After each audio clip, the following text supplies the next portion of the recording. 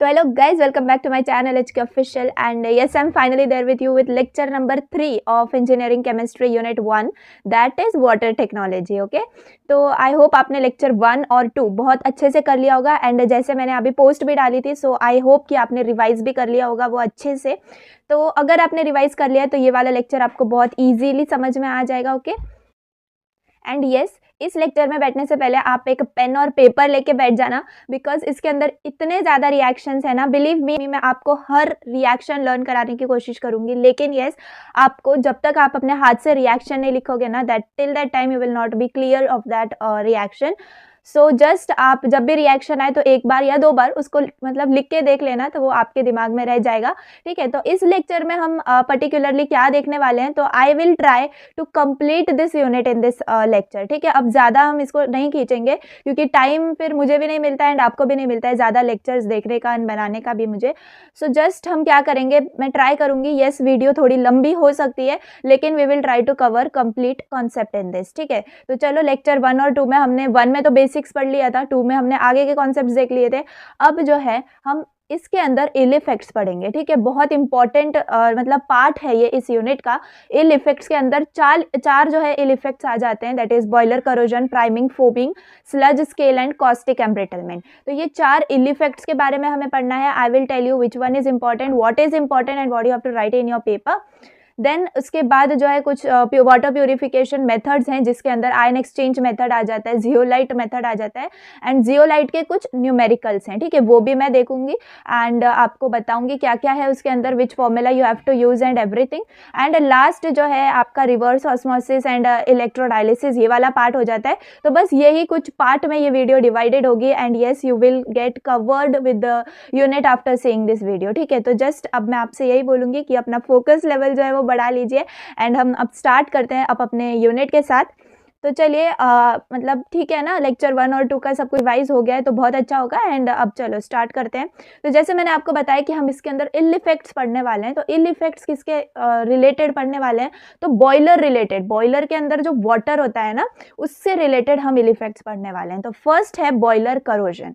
तो ये बहुत इंपॉर्टेंट है, मतलब as per exam point of view also, क्योंकि इसके अंदर जो है 4 मतलब इंपॉर्टेंट थिंग्स आ जाती हैं. अब वो 4 क्या है, आई विल टेल यू. ठीक है, आपको उसके अंदर रिमूवल मेथड भी लिखना होता है कि इसको कैसे रिमूव किया जाए, because yes it is ill effect, तो it is necessary for us to remove that thing ना. तो वही चीज करनी है. लेकिन इससे पहले जैसे अभी मैंने आपको बताया कि बॉयलर करोजन ये इस टॉपिक का नाम है. ठीक है, तो सबसे पहले हमें क्या मतलब समझना चाहिए बॉयलर करोजन समझने से पहले, it is what is corrosion ना. अगर हमें करोजन पता होगा एंड उसका डेफिनेशन पता होगा तो हम बॉयलर करोजन का जो है बहुत अच्छे से डेफिनेशन लिख पाएंगे. And this is the very first part of your answer also. अगर बॉयलर करोजन पे शॉर्ट नोट और एनीथिंग ऐसा आपको क्वेश्चन आया है तो first of all you have to start with the definition. तो बॉयलर करोजन, इसके अंदर करोजन क्या होता है, देखो बहुत सिंपल डेफिनेशन लिखा हुआ है. करोजन का मतलब तो हम सबको पता ही है, ठीक है, लेकिन उसका डेफिनेशन जो है वो इंपॉर्टेंट है. तो the destruction of metal due to chemical और electrochemical reactions of metal with environment. ठीक है, ये सिंपल डेफिनेशन है. मतलब मेटल का रिलेटेड जो डिस्ट्रक्शन होता है, ठीक है, उस डिस्ट्रक्शन को यानी कि जो कि किसके वजह से हो रहा है, केमिकल या इलेक्ट्रोकेमिकल रिएक्शंस की वजह से हो रहा है, जो कि मेटल और एनवायरनमेंट के बीच में हो रहा है. ठीक है, तो उसको ही हम करोजन बोलते हैं. एक बार और रीड करिए डेफिनेशन को, the destruction of metal due to chemical और electrochemical reactions of metal with environment. ठीक है, 1-2 बार आप रिसाइट करो, आपको कंप्लीट ये डेफिनेशन याद हो जाएगा. अब मैं ये डेफिनेशन आपको क्यों याद करा रही हूँ, बिकॉज ऑफ दिस, अगर आपको ये डेफिनेशन आता होगा ना करोजन का, तो आपको बॉयलर करोजन में सिर्फ एक वर्ड ऐड करना है. कौन सा वर्ड, बॉयलर वर्ड ऐड करना है, एंड यस आपका डेफिनेशन रेडी हो जाएगा. ठीक है, तो चलो एक और बार रिवाइज करो. What is corrosion, the destruction of metal due to chemical और electrochemical reactions of metal with environment. ठीक है, तो बॉयलर करोजन में क्या हो जाएगा, the destruction of boiler metal, बस और कुछ नहीं, सेम है बाकी डेफिनेशन. ठीक है, so the destruction of boiler metal due to chemical और electrochemical reactions of metal with environment. ठीक है ना, सिंपल. तो जस्ट ये है first part of our answer, that is boiler corrosion का डेफिनेशन. ठीक है, एंड अगर आपको सपोज करोजन का डेफिनेशन पूछ लिया, so you can write the above definition. Okay, तो this is the first part. अब ये ठीक है, इल इफेक्ट मतलब क्या है, हमने इसके अंदर फर्स्ट इल इफेक्ट का डेफिनेशन पढ़ लिया, that is boiler corrosion. But as it is a ill effect, ये किस चीज़ों के वजह से हो रहा है, तो वही हम देखेंगे। फर्स्ट है due to oxygen, then due to carbon dioxide, then due to salts, we can say dissolved salts और hydrolysis of salts, and due to galvanic cells। ठीक है, अब ये जो है मैंने स्टार्टिंग में ही एकदम समराइज्ड फॉर्म में लिख दिया है कि आपको ये मतलब ये आपका इतना आंसर नहीं है, ठीक है, ड्यू टू ऑक्सीजन इतना बस आपको लिखना है, नो नथिंग लाइक दैट, आपको पूरा मतलब बहुत अच्छे से एक्सप्लेन करके लिखना है। लेकिन जो इम्पॉर्टेंट है, जो एग्जामिनर चेक करता है यू हैव रिटन और not in your paper, that is the thing I have mentioned here. तो कुछ केमिकल्स हैं या फिर कुछ सॉल्ट्स आप कह लीजिए इसके अंदर, जो कि आपको याद रखनी है, and you have to mention this things in your मतलब दैट पर्टिकुलर कॉन्सेप्ट। ठीक है, तो फर्स्ट क्या है, ड्यू टू ऑक्सीजन है, तो ड्यू टू ऑक्सीजन वाले पार्ट में आपको क्या याद रखना है, ये 3 केमिकल्स याद रखने हैं, Na2SO3, Na2S और N2H4। अब ये कौन से केमिकल्स है, कब यूज होंगे, तो ये होंगे रिमूवल ऑफ ऑक्सीजन के लिए, क्योंकि due to oxygen this boiler corrosion is taking place.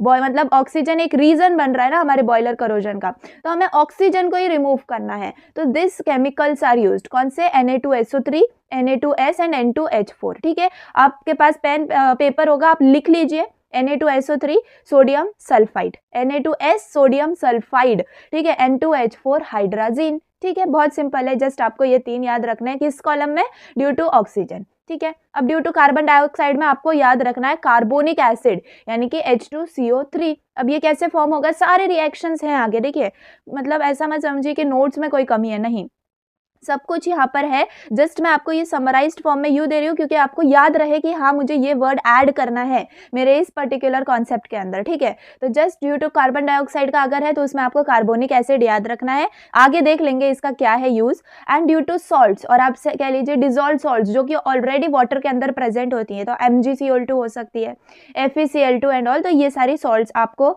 Mention करना जरूरी है। And the fourth cause is due to galvanic cell. ठीक है, अब ये गैल्वेनिक सेल्स क्या होती है ये मैं आपको आगे भी बताऊंगी।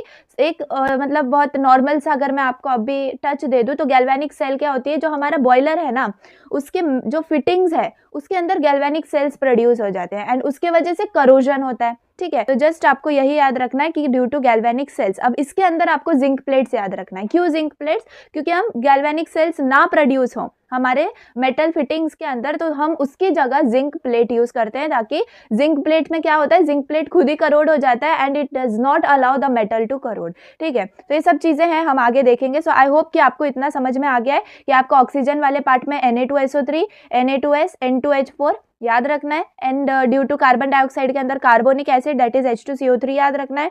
ड्यू टू सॉल्ट्स, आप सॉल्ट्स तो आप याद ही रख सकते हो, MgCl2, FeCl2 लाइक दिस।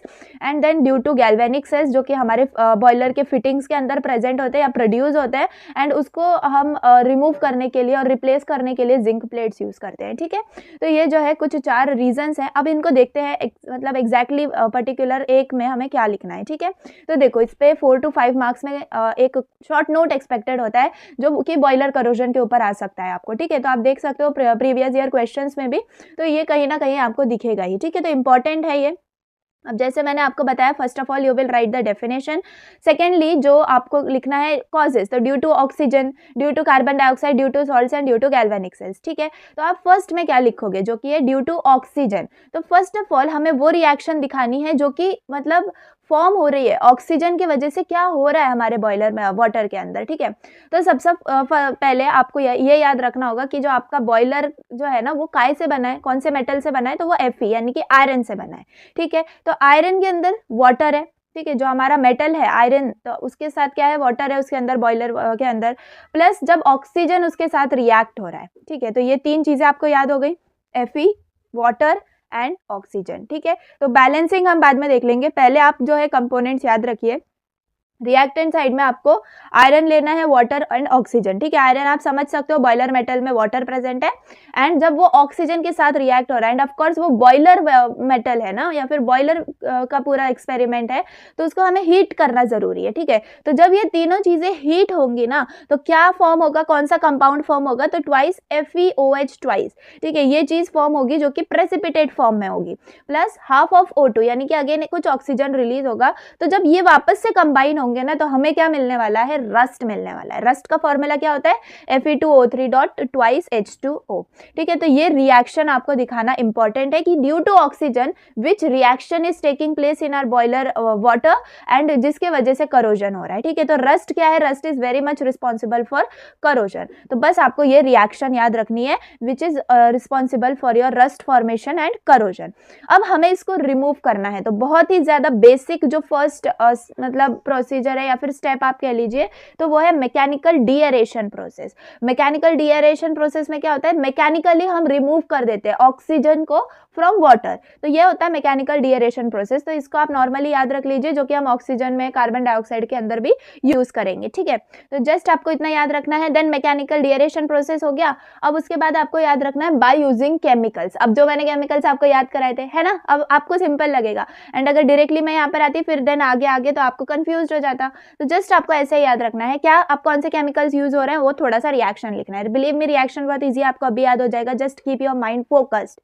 जैसे मैंने आपको बताया Na2SO3, Na2S और N2H4, sodium sulphide and hydrogen. तो जो सब जो है ऑक्सीजन के साथ रिएक्ट करेंगे। ठीक है, तो Na2SO3 प्लस ऑक्सीजन, बैलेंसिंग आप बाद में देख लीजिए। ठीक है, तो Na2SO3 जब ऑक्सीजन के साथ रिएक्ट करेगा तो Na2SO4 सोडियम सल्फेट मिलेगा हमें। ठीक है, यानी कि वो कंपाउंड जो है ऑक्सीजन वो रिमूव हो गया एंड इट मतलब वो दूसरे फॉर्म में कन्वर्ट हो गया, लेकिन वो तो पर्टिकुलर फॉर्म तो रिमूव हो गया ना, so that is responsible for removal of oxygen. Na2S जब ऑक्सीजन के साथ रिएक्ट करेगा, अगेन हमें सोडियम सल्फेट ही मिलेगा। ठीक है, तो दो तो आपको बेसिकली याद ही रहना चाहिए कि सोडियम सल्फेट मिलने वाला है हमें। देन N2H4 जो कि हाइड्रोजन है, या ऑक्सीजन के साथ जब रिएक्ट करेगा तो हमें नाइट्रोजन गैस मिलेगी प्लस वाटर रिमूव मिलेगा। ठीक है, तो जस्ट ऑक्सीजन रिमूव हो गया, तो this is also a reason, मतलब जिससे हम ऑक्सीजन निकाल सकते हैं। ठीक है, तो यही 3 रिएक्शंस आपको रिमूवल के अंदर याद रखनी है। तो बस यही होता है ड्यू टू ऑक्सीजन वाले पार्ट के अंदर। अब ड्यू टू कार्बन डाइऑक्साइड में क्या हो रहा है, तो वही आपको याद रखना है कि जो हमारा वाटर है उसके अंदर अगर कार्बन डाइऑक्साइड प्रेजेंट है। ठीक है, तो मतलब वाटर और कार्बन डाइऑक्साइड के बीच में रिएक्शन होना जरूरी है। तो वो जब रिएक्शन होगा तो हमें क्या मिलेगा, H2CO3 यानी कि कार्बोनिक एसिड मिलेगा। ठीक है, तो वाटर और कार्बन डाइऑक्साइड के कॉम्बिनेशन से हमें क्या मिल रहा है, कार्बोनिक एसिड मिल रहा है। एंड जब ये कार्बोनिक एसिड हमारे बॉयलर मेटल के साथ रिएक्ट कर रहा है, यानी कि Fe के साथ जब रिएक्ट कर रहा है H2CO3 that is carbonic acid, तो हमें क्या मिलेगा, FeCO3 plus H2 gas release. ठीक है, तो ये जो है एक पर्टिकुलर आप कह लो रिएक्शन जो है वो हमारे बॉयलर मेटल में हो रही है बिकॉज ऑफ कार्बन डाइऑक्साइड। तो हमें कार्बन डाइऑक्साइड को रिमूव करना इंपॉर्टेंट बन जाता है, नेसेसरी बन जाता है। तो जैसे मैंने आपको बताया, फर्स्ट बेसिक थिंग आपको याद कर रखनी है, रिमूवल ऑफ कार्बन डाइऑक्साइड के अंदर भी दैट इज मैकेनिकल डीएरेशन प्रोसेस, यानी कि मैकेनिकली हम कार्बन डाइऑक्साइड को वाटर में से रिमूव करेंगे। ठीक है, तो that is the process. Secondly, जैसे हमने अब यहाँ पर ये केमिकल्स 3 केमिकल्स याद रखे थे, Na2SO3, Na2S और N2H4, वैसे ही यहाँ पर आपको क्या याद रखना है, अमोनिया। ठीक है, अगर हम अमोनिया ऐड कर दें कुछ स्मॉल और पर्टिकुलर क्वांटिटी के अंदर, तो वो अमोनिया क्या कर देगा, कार्बन डाइऑक्साइड को रिमूव कर देगा। कैसे करेगा, देखो रिएक्शन आपके साथ सामने लिखी हुई है, that is carbon dioxide plus twice NH3, यानी कि जो कार्बन डाइऑक्साइड है प्लस उसके अंदर हमने अमोनिया ऐड कर दिया, वाटर भी प्रेजेंट ही है हमारे बॉयलर के अंदर। तो ये जो 3 रिएक्टेंट्स है ये क्या बना रहे हैं, NH4 ट्वाइस CO3 यानी अमोनियम कार्बोनेट बना रहे हैं। ठीक है, सो ये रिएक्शन आपको याद रखनी है, जो कि ड्यू टू कार्बन डाइऑक्साइड के अंदर आप लिख सकते हो। ठीक है, अब उसके बाद है due to hydrolysis of salts. ठीक है, हाइड्रोलिसिस ऑफ सॉल्ट्स यानी कि अब देखो वाटर जो है ना हमारा, उसके अंदर कुछ ना कुछ सॉल्ट्स ऑलरेडी प्रेजेंट होती हैं, तो वो सॉल्ट्स की वजह से मतलब करोजन, बॉयलर करोजन होने के बहुत चांसेस होते हैं। तो वही है यहाँ पर, तो आप देख सकते हो MgCl2 ये एक सॉल्ट है। ठीक है, सपोज हम ये समझ लें कि ये हमारे वाटर में प्रेजेंट है, तो MgCl2 जब वाटर में प्रेजेंट है यानी कि उसका हाइड्रोलिसिस होगा। ठीक है, जो भी सॉल्ट को अंदर अगर हम वाटर ऐड करते हैं तो क्या होता है, सिंपली हाइड्रोलिसिस ऑफ सॉल्ट होता है। तो MgCl2 प्लस वाटर हम करेंगे तो हमें क्या मिलेगा, MgOH ट्वाइस, यानी कि मैग्नीशियम हाइड्रोक्साइड का प्रेसिपिटेट मिलेगा प्लस ट्वाइस ऑफ HCl। अब यहाँ पर आपको ये चीज याद रखनी है कि ये जो सॉल्ट है ना, इस सॉल्ट के मतलब आप समझ लो हाइड्रोलिसिस के बाद क्या हो रहा है, तो स्ट्रॉन्ग एसिड प्रोड्यूस हो रहा है। और ये जो स्ट्रॉन्ग एसिड है ना जो प्रोड्यूस हो रहा है, ये हमारे बॉयलर मेटल के इनर सरफेस में अटैक करता है एंड जिसके वजह से हमारा बॉयलर वीक हो जाता है एंड उसकी लाइफ रिड्यूस हो जाती है। ठीक है, तो ये चीज़ आपको याद रखनी है इन थ्योरी, तो आपको ये लिखना होगा। तो वही चीज़ मैंने यहाँ पे रिएक्शंस में दिखाई है, that is first of all hydrolysis of salt में हमें क्या मिल रहा है, मैग्नीशियम हाइड्रोक्साइड मिल रहा है और ट्वाइस HCl मिल रहा है। ठीक है, अब क्या होगा, ये जो ट्वाइस HCl है, देखो जो मैंने आपको थ्योरी अभी बताई वही आपको रिएक्शन में लिखनी है। तो ये जो ट्वाइस HCl है यानी कि स्ट्रॉन्ग एसिड है, ये हमारे Fe के साथ यानी कि बॉयलर मेटल के साथ रिएक्ट करेगा, तो हमें क्या मिलने वाला है, FeCl2 + H2। अब मुझे बताओ FeCl2 क्या है, FeCl2 भी एक सॉल्ट ही तो है, MgCl2 हो या FeCl2 हो, सॉल्ट ही है। तो ये जब FeCl2 फॉर्म हुआ है हमारे सेकेंड रिएक्शन के अंदर, ये अगेन जो हमने फर्स्ट जो रिएक्शन लिखी है ना, सेम वही रिएक्शन यहाँ पर कैरी फॉरवर्ड हो रही है, बट जस्ट FeCl2 के फॉर्म में। तो FeCl2 अगेन वो वाटर के साथ रिएक्ट करेगा, तो हमें क्या मिलने वाला है, FeOH ट्वाइस यानी कि फेरस हाइड्रोक्साइड मिलेगा एंड अगेन HCl यानी कि स्ट्रॉन्ग एसिड। तो हमेशा हाइड्रोलिसिस ऑफ सॉल्ट से हमें क्या मिल रहा है, स्ट्रॉन्ग एसिड मिल रहा है। ठीक है, सो HCl forms again and again, hence called chain like reaction. तो ये चेन लाइक रिएक्शन जो है होना शुरू हो जाती है एंड ये स्ट्रॉन्ग एसिड जो है हमारे बॉयलर मेटल को बहुत ज्यादा अफेक्ट करता है बाय रिड्यूसिंग इट्स लाइफ। ठीक है, तो ये आपको याद रखना है एंड यस, इसका प्रिवेंशन एक ही है कि आपको क्या करना होगा, सॉफ्टन वाटर यूज करना होगा। अब आपने अगर मेरा लेक्चर 1 और 2 देखा होगा तो आपको हार्ड वाटर और सॉफ्ट वाटर इन दोनों के बीच का डिफरेंस बहुत क्लियर होगा। हार्ड वाटर वो होता है जिसके अंदर सॉल्ट प्रेजेंट होते हैं, सिंपली अगर बेसिकली मैं बताऊं, और सॉफ्टन वाटर वो होता है जिसमें सॉल्ट प्रेजेंट ना हो, फ्रेश वाटर को आप सॉफ्ट वाटर कह सकते हो। ठीक है, तो जस्ट अब जब आप सॉफ्ट वाटर यूज करो या फिर जिसमें सॉल्ट प्रेजेंट नहीं है, फ्रेश वाटर वैसा यूज करो, तो ये वाला जो ड्यू टू सॉल्ट वाला प्रोसीजर है, इससे करोजन होना या फिर बॉयलर मेटल की जो लाइफ है वो रिड्यूस होना नहीं होगी। ठीक है, तो that is the prevention method. अब जो फोर्थ है, that is last one, that is due to galvanic cells. अब मैंने आपको जो थ्योरी स्टार्टिंग में बता दी ना, दैट इज द थिंग, यानी कि गैल्वेनिक सेल्स क्या है, ये हमारे बॉयलर मेटल के फिटिंग्स के अंदर मतलब प्रेजेंट हो जाती है या प्रोड्यूस हो जाती है ड्यू टू बॉइलिंग। ठीक है, तो इसके वजह से क्या होता है कि मतलब ये जो गैल्वेनिक सेल्स है ना, ये करोजन करना स्टार्ट कर देती हैं हमारे मेटल के अंदर या फिर बॉयलर के अंदर। तो ये फॉर्म नहीं होना चाहिए। अब ये क्यों फॉर्म हो रही है, देखो due to presence of impurities. तो ये इम्प्योरिटीज के वजह से ये गैल्वेनिक सेल्स फॉर्म हो रही है एंड इसका प्रिवेंशन क्या है ये लिखना इंपॉर्टेंट है। तो अगर हमने मतलब जो हमारी फिटिंग्स है ना बॉयलर की, उसकी जगह अगर हमने जिंक प्लेट्स का यूज करा, तो जिंक प्लेट्स क्या कहलाया जाता है, सैक्रिफिशियल मेटल कहलाया जाता है इस वाले पर्टिकुलर कॉन्टेक्स्ट के अंदर।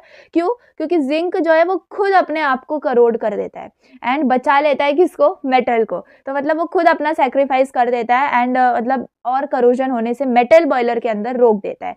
सो दिस इज द थिंग। तो due to galvanic cells also corrosion takes place, तो उसको प्रिवेंट करने के लिए हम जिंक प्लेट्स का यूज करते हैं ताकि वो खुद करोड हो जाते हैं एंड हमारा बॉयलर मेटल बच जाता है। सो आई होप आपको समझ में आ गया होगा क्या, बॉयलर करोजन, एंड उसके अंदर 4 जो आपको लिखने हैं कॉजेज, वो इंपॉर्टेंट है। तो अगेन अगर आप रिवाइज करो, क्या था बॉयलर करोजन का definition, the destruction of boiler metal due to chemical और electrochemical reactions of metal with environment. ठीक है, then due to oxygen, causes क्या है, due to oxygen, due to carbon dioxide, due to hydrolysis of salt और dissolved salts, then due to galvanic cells. ठीक है, तो due to oxygen में आपको ये रिएक्शन याद रखनी है जिसमें रस्ट फॉर्म हो रहा है एंड रिमूवल में मैकेनिकल डिएरेशन प्रोसेस तो है ही। उसके बाद आपको केमिकल्स में याद रखना है सोडियम सल्फाइड और हाइड्रोजन। ठीक है, एंड 2 में तो आपको यही याद रखना है कि सोडियम सल्फेट फॉर्म हो रहा है एंड जो लास्ट वाला है दैट इज हाइड्रोजन वाला रिएक्शन, उसमें नाइट्रोजन गैस और वाटर प्रोड्यूस हो रहा है। ठीक है, ड्यू टू कार्बन डाइऑक्साइड में कार्बोनिक एसिड जो है वो प्रोड्यूस हो रहा है एंड जब वो हमारे मेटल के साथ यानी बॉयलर मेटल Fe के साथ रिएक्ट कर रहा है तो हमें FeCO3 मिल रहा है। ठीक है, तो ये रिएक्शन लिखना है। अगेन इसका रिमूवल में क्या आएगा, mechanical deaeration process and the second one which is important, तो आपको कुछ अमाउंट में अमोनिया ऐड करना पड़ेगा जिससे कि हमारा CO2 रिमूव हो जाता है एंड जो रिएक्शन है वो यहाँ पर लिखी है जिसमें अमोनियम कार्बोनेट हमें मिलने वाला है। ठीक है, थर्ड है due to hydrolysis of salt, यानी कि सॉल्ट जब हाइड्रोलिसिस होती है, अब ये सॉल्ट कहाँ से आई, तो ऑफ कोर्स कुछ ना कुछ वाटर, अगर हार्ड वाटर है तो उसमें सॉल्ट प्रेजेंट होंगी, तो उस सॉल्ट के वजह से ये रिएक्शन होती है and this is due to hydrolysis. यानी हाइड्रोलिसिस में क्या होता है, वाटर ऐड करेंगे हम सॉल्ट के अंदर। ठीक है, तो इन दोनों के बीच का जो रिएक्शन होता है उसमें हमें क्या मिलने वाला है, मेन जो थिंग हमें याद रखनी है वो स्ट्रॉन्ग एसिड रखनी है इधर। ठीक है, तो ये जो स्ट्रॉन्ग एसिड है that is HCl in this case, वो हमारे बॉयलर मेटल Fe के साथ रिएक्ट करता है एंड वील गेट FeCl2, ठीक है। तो अब ये जो FeCl2 है अगेन ये एक टाइप का सॉल्ट ही है, तो वापस वही रिएक्शन होगी, सॉल्ट हाइड्रोलाइज होगा एंड अगेन हमें स्ट्रॉन्ग एसिड मिल जाएगा, यानी कि ये चेन लाइक रिएक्शन चलता रहता है and HCl again and again form होता रहता है, ठीक है। तो इसके वजह से क्या होता है, हमारे बॉयलर मेटल की लाइफ रिड्यूस होती है, क्योंकि ये strong acid inner surface of boiler पे अटैक करता है, ठीक है। प्रिवेंशन एक ही है कि हम सॉफ्टन वाटर यूज करें जिसके अंदर सॉल्ट्स प्रेजेंट ही ना हो, ठीक है। फोर्थ क्या है, ड्यू टू गैल्वेनिक सेल्स, यानी कि इंप्योरिटीज की वजह से हमारे मेटल के फिटिंग्स के अंदर क्या होता है, गैल्वेनिक सेल्स प्रोड्यूस होना स्टार्ट हो जाती है, जिसके वजह से करोजन होता है। तो इसको मतलब प्रिवेंट करने के लिए हम क्या करेंगे, जिंक प्लेट्स का यूज करेंगे, जो कि एक सैक्रिफिशियल मेटल का काम करता है and it crores itself and मतलब जो हमारा मेटल है ना उसको बचा लेता है। So these are the 4 causes and उनके रिमूवल मेथड्स जो आपको याद रखने हैं, ठीक है। सो आई होप आपको बहुत अच्छे से समझ में आ गया होगा बॉयलर करोजन वाला पार्ट, ठीक है। चलो अब आ जाते हैं आगे। सेकेंड इल इफेक्ट है हमारा priming and foaming. Believe me, अगर आप लास्ट जो सेमेस्टर है उसका प्रीवियस मतलब ईयर का क्वेश्चन पेपर देखो या लास्ट सेमेस्टर का पेपर देखो, उसमें आपको प्राइमिंग का सिर्फ डेफिनेशन पूछा गया है, सिर्फ डेफिनेशन, ठीक है। तो आप डेफिनेशन कितने अच्छे से याद कर सकते हो, दैट इज इंपॉर्टेंट। ये बहुत इंपॉर्टेंट टॉपिक है, प्राइमिंग, फोमिंग। आगे है स्लज एंड स्केल, तो स्लज के ऊपर भी डेफिनेशन पूछा गया था। सो मतलब ये इंपॉर्टेंट टॉपिक है एंड यस, अगर आपको शॉर्ट नोट में आ गया तो 3 to 4 और 5 मार्क्स के लिए भी पूछा जा सकता है, जिसके अंदर जो मैंने देखो आप देख सकते हो एक्सट्रीम लेफ्ट साइड में मैंने कुछ पॉइंट्स लिखे हैं। डेफिनेशन इंपॉर्टेंट है, कॉजेज इंपॉर्टेंट हैं, डिसएडवांटेजेस एंड प्रिवेंशन। ये 4 चीजें अगर शॉर्ट नोट में आपने कवर अप कर लिए हैं अलॉन्ग विद 3 to 4 पॉइंट्स, तो आपको कंप्लीट मार्क्स मिलने से कोई नहीं रोक सकता, ठीक है। तो जस्ट मैं आपको इसी फॉर्मेट में मैंने अपने नोट्स में भी लिखा हुआ है, तो आपको कोई प्रॉब्लम नहीं आएगी। जस्ट आप मेरे साथ जो है ना पढ़ते रहिए, ठीक है। चलो स्टार्ट करते हैं। Priming and foaming. Priming and foaming होता क्या है, बेसिकली बहुत सिंपल कॉन्सेप्ट, मतलब बहुत सिंपल है, देख लो। प्राइमिंग क्या होता है, अब हम बॉयलर रिलेटेड ही बात कर रहे हैं, हमारे बॉयलर के अंदर वाटर प्रेजेंट है। अब जब बॉयलर को वाटर को हम हीट कर रहे हैं ना, तो क्या हो रहा है, फॉर्मेशन ऑफ वेट स्टीम, यानी कि गर्म स्टीम प्रोड्यूस हो रही है, ठीक है। वेट स्टीम जो है ना वो फॉर्म हो रही है, बस वही प्राइमिंग होता है, यानी कि formation of wet steam in boiler is called as priming. Just आप 1-2 बार रिसाइट कर लो, याद हो जाएगा आपको। क्या, formation of wet steam in boiler is nothing but priming. And foaming के तो वर्ड से ही समझ में आ रहा है, फोम है ना, formation of continuous bubbles and foams in water of boiler is called as foaming. यानी कि बॉयलर के अंदर, अब देखो आप अगर अपना दिमाग लगाओ तो फोम्स कब प्रोड्यूस होते हैं, फोम्स कब प्रोड्यूस होंगे, जब कुछ ना कुछ सॉल्ट लाइक मतलब थिंग्स अगर या फिर ऑयल जैसे ऐसे पार्टिकल्स अगर हमारे वाटर में प्रेजेंट होंगे एक्सेस अमाउंट के अंदर, तभी हमारा फोम प्रोड्यूस होता है ना। तो वो जो फोम का प्रोडक्शन है या फॉर्मेशन है, that is nothing but foaming. चलो याद करो, अगेन रिवाइज करते हैं। प्राइमिंग क्या है, formation of wet steam in boiler. Foaming क्या है, formation of continuous bubbles and foams in water of boiler. बस है ना, सिंपल 2 डेफिनेशन। तो बस आपको यही दोनों याद रखने हैं। चलो अब प्राइमिंग के कॉजेस देखते हैं, प्राइमिंग क्यों होता है, यानी कि फॉर्मेशन ऑफ वेट स्टीम क्यों होता है। तो इसके मैंने यहाँ पर 5 कॉजेज लिख दिए हैं, आप 3 to 4 यानी जितने आपको याद रहे उतने आप लिख सकते हो। तो फर्स्ट क्या है, very high level of boiler feed water, यानी कि अगर हमने अपने बॉयलर के अंदर कुछ ज्यादा ही हाई लेवल पॉइंट तक वाटर को फिल कर दिया है, तो मतलब कुछ जगह तो चाहिए ना उसको हीट अप करने के लिए, थोड़ा सा एयर स्पेस भी चाहिए होता है। तो अगर वो नहीं रखा एंड हाई लेवल रख दिया है बॉयलर वाटर का, तो ये प्राइमिंग यानी कि फॉर्मेशन ऑफ वेट स्टीम होने के चांसेस ज्यादा होते हैं, ठीक है। तो this is first cause. Second है प्रेजेंस ऑफ एक्सेसिव फोम। तो अगर फोम भी ज्यादा हुआ, यानी कि फोमिंग प्रोसीजर ऑलरेडी चल रही है, फोम ज्यादा हुआ, उसके वजह से भी प्राइमिंग हो सकती है, ठीक है। तो this is second reason. Then third, high speed of steam generation, यानी कि हम हीट कुछ ज्यादा अमाउंट में दे रहे हैं हम अपने बॉयलर को, तो उसके वजह से क्या हो रहा है, स्टीम का जनरेशन हाई स्पीड में हो रहा है। So that high speed of steam generation is also a cause of priming, ठीक है। फोर्थ है फॉल्टी बॉयलर डिजाइन। ये सबको याद रहता है, क्यों, क्योंकि ये डिजाइन ही बॉयलर का फॉल्टी है ना, इसी के वजह से प्राइमिंग हो रही है, ठीक है। तो हमारा कोई गलती नहीं है, सब बॉयलर कर रहा है, मतलब उसके डिजाइन में प्रॉब्लम है, इस वजह से भी प्राइमिंग हो सकती है। Then sudden increase in steam production rate, यानी कि सडनली जो है हमारे स्टीम फॉर्मेशन का रेट अगर इंक्रीज हो जाए, ठीक है, या फिर हम ये भी कह सकते हैं कि अगर हमारे स्टीम जनरेशन में फ्लक्चुएट हो रहा है ना स्पीड हमारे स्टीम का, फिर भी ये प्राइमिंग हो सकती है। So these are the 5 reasons, आपको जो याद रहे आप लिख सकते हो। रिवाइज चलो, फर्स्ट क्या है, very high level of boiler feed water. Second, presence of excessive foam. Third, high speed of steam generation. Fourth, faulty boiler design, यानी हमारी कोई गलती नहीं है। And fifth, sudden increase in steam production rate. ठीक है, तो ये हो गए प्राइमिंग के 5 कॉजेज। देन फिफ्थ, आप आगे देख लो फोमिंग क्या होता है। फोमिंग मतलब फोमिंग के कॉजेज। फोमिंग क्या है, definition again revise, formation of continuous bubbles and foams in water of boiler is called as foaming. अब 3 मैंने यहाँ पर बहुत सिंपल से कॉजेज लिखे हैं, देखो पढ़ने के बाद आपको याद रहेंगे या नहीं। फर्स्ट क्या है, high concentration of dissolved salts in boiler feed water. जैसे मैंने आपको स्टार्टिंग में बताया कि आप खुद इमेजिन करो फोम्स कब प्रोड्यूस होता है, तो फोम कब प्रोड्यूस होता है, जब हमारे वाटर में एक्सेस अमाउंट में या तो सॉल्ट प्रेजेंट हो या ऑयल ड्रॉपलेट्स प्रेजेंट हो। ठीक है, तो वही आपको बस लिखना है। देखो फर्स्ट कॉज क्या है, high concentration of dissolved salts in boiler feed water, तो अगर सॉल्ट हमारे वाटर के अंदर ज्यादा है तो हम लिख सकते हैं। Secondly, presence of oil droplets and alkali in boiler feed water, यानी कि अगेन अगर ऑयल ड्रॉपलेट्स है या फिर अल्कली प्रेजेंट है हमारे बॉयलर वाटर के अंदर, फिर ये मतलब कॉज कर सकते हैं फोमिंग को।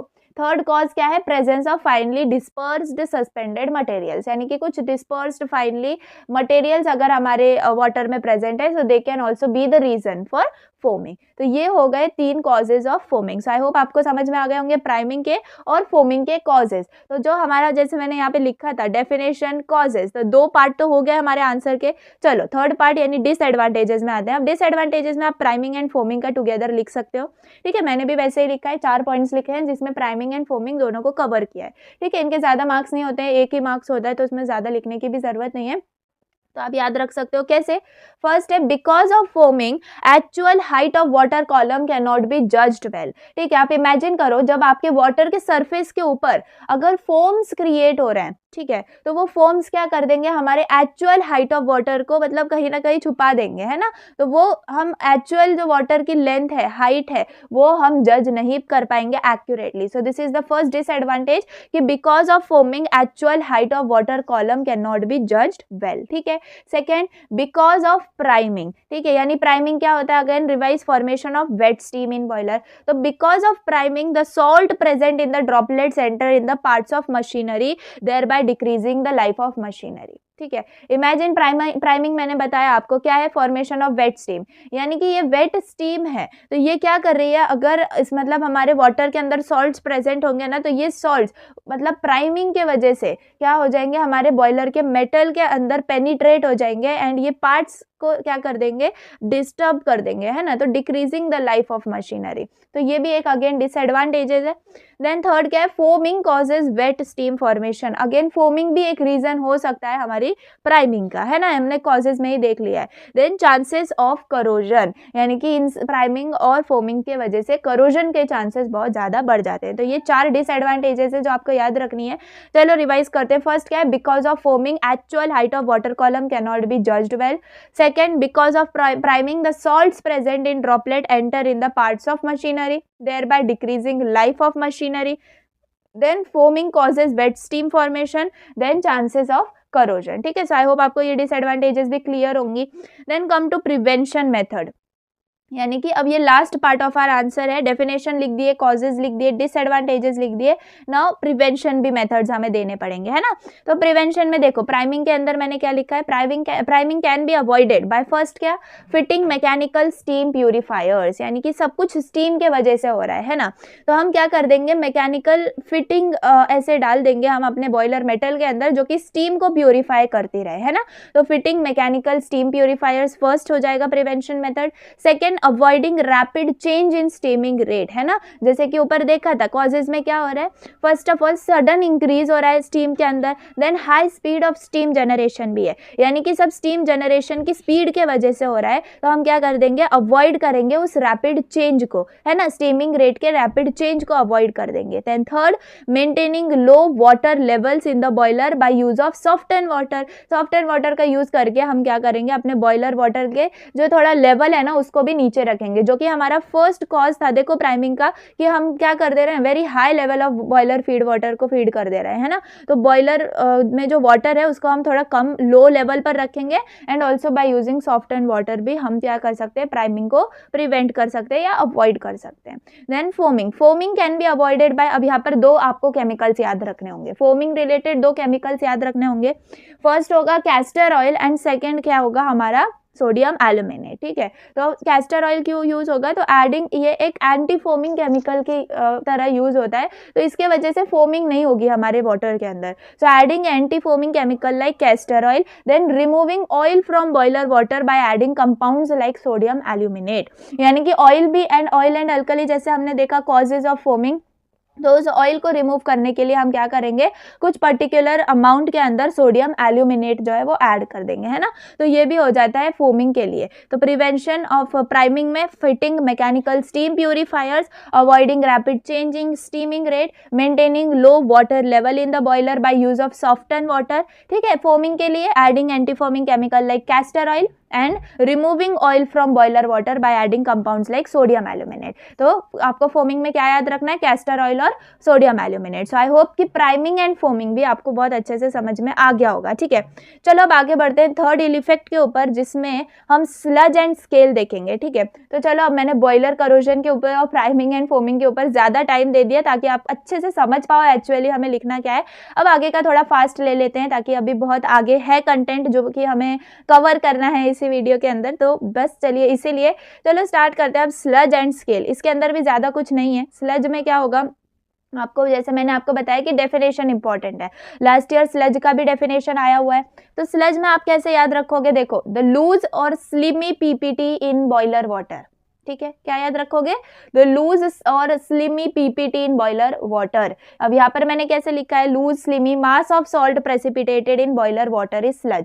आप ऐसा लिखना चाहो ऐसे लिख लो, लेकिन यस रिमेंबर करने के लिए मैं आपको बता रही हूँ, लूज और slimy PPT in boiler water, ठीक है, यह है स्लज। अब स्केल को क्या होगा, स्केल का डेफिनेशन साइमल्टेनियसली देख लें। तो स्केल इज योर, देखो इधर, it is the hard and strong PPT in the boiler water, ठीक है। तो मैं आपको याद करने की ट्रिक बता रही हूँ। स्लज क्या है, लूज स्लिमी और smooth PPT in boiler water, and scale क्या है, hard and strong PPT in boiler water. अब ये हो क्यों रहा है कि इम्प्योरिटीज के वजह से हो रहा है, हमारे बॉयलर वाटर के अंदर या बॉयलर के अंदर कुछ ना कुछ इम्प्योरिटीज प्रेजेंट के एक्यूमुलेशन के वजह से ये स्लज और स्केल जो है वो फॉर्म हो रहे हैं, ठीक है।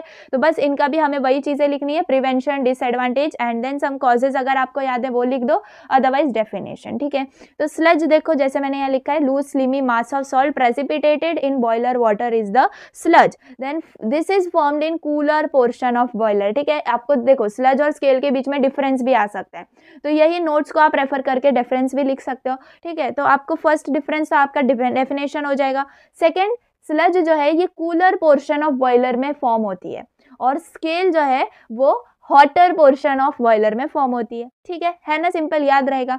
Then sludge are easy to remove by using brushes, detergent solution and blow down operation. यानी कि अब जो ये स्लज है ना, हम इसको रिमूव कर सकते हैं। अब यस ये इम्प्योरिटी है तो हमें इसको रिमूव करना जरूरी है, लेकिन ये स्लज क्या है, एक लूज स्लिमी मतलब बहुत स्मूथ टाइप की पीपीटी है, तो इसको हम सिंपली बाई ब्रशेस भी या डिटर्जेंट सोल्यूशन से रिमूव कर सकते हैं। अब ब्लो डाउन ऑपरेशन क्या होता है, ब्लो डाउन ऑपरेशन आप इससे आगे याद रख लो, बहुत सिंपल लैंग्वेज के अंदर, ज़्यादा इसको कॉम्प्लिकेटेड ना करते हुए, सिंपली हार्ड वाटर को रिप्लेस करना with soft water is your blow down operation, ठीक है। ज़्यादा कॉम्प्लिकेटेड करो ही मत, सिंपली इतना याद रखो कि जो हार्ड वाटर है हमारा उसको हम रिप्लेस कर देंगे सॉफ्ट वाटर से, तो this is nothing but your blow down operation. तो इससे भी हम स्लज रिमूव कर सकते हैं।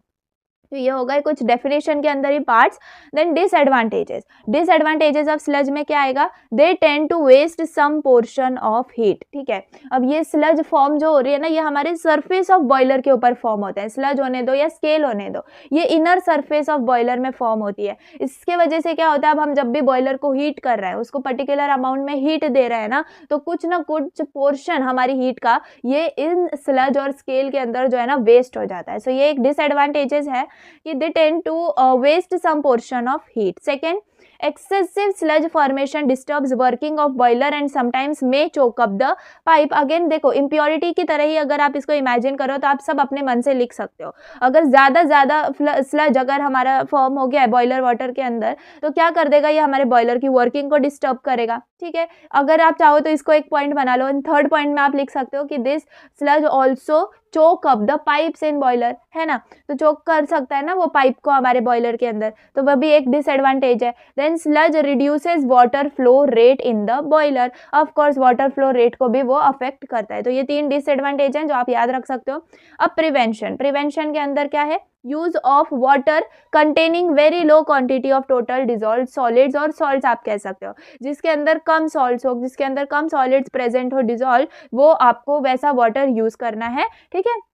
Then use of blow down operation, ठीक है। अब मैंने जैसे आपको बताया कि इससे आगे आपको याद रखना है, ब्लो डाउन ऑपरेशन क्या होता है, सिंपली हार्ड वाटर को रिप्लेस करना सॉफ्ट वाटर के साथ। तो use of blow down operation that is replacing salt rich water with fresh water. Salt rich water ही क्या होता है, हार्ड वाटर होता है, तो बस उसको रिप्लेस कर देना फ्रेश वाटर यानी कि सॉफ्ट वाटर के साथ। तो ये एक प्रिवेंशन में हम लिख सकते हैं। तो आई होप आपको स्लज का समझ में आ गया होगा। रिवाइज कर लो, व्हाट इज स्लज, लूज और स्लिमी पीपीटी, जैसे मैं आपको बता रही हूँ वैसे याद रखो, कंप्लीट मार्क्स आपको मिल जाएंगे। द लूज और स्लिमी और smooth PPT in boiler water is sludge. It is formed in cooler portion of boiler and it can be easily removed by detergent solution, brushes and blow down operation. इतना तो याद हो गया। Disadvantage में first क्या लिखोगे आप, they tend to waste some portion of heat. Second, excessive अगर स्लज फॉर्म हो गया तो it will disturb the working of boiler and also it sometimes may choke up the pipes. Third, sludge reduces water flow rate in the boiler. Prevention के अंदर, prevention of sludge में क्या लिखोगे, use of water containing very low quantity of total dissolve solids.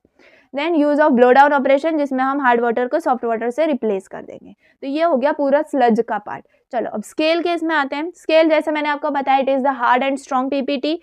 इधर क्या लिखा है देखो, scale is the hard and strong adhered coating to the inner surface of boiler and it is bad conductor of heat, यानी कि again क्या होगा यहाँ पर भी, it will waste some portion of heat, ठीक है।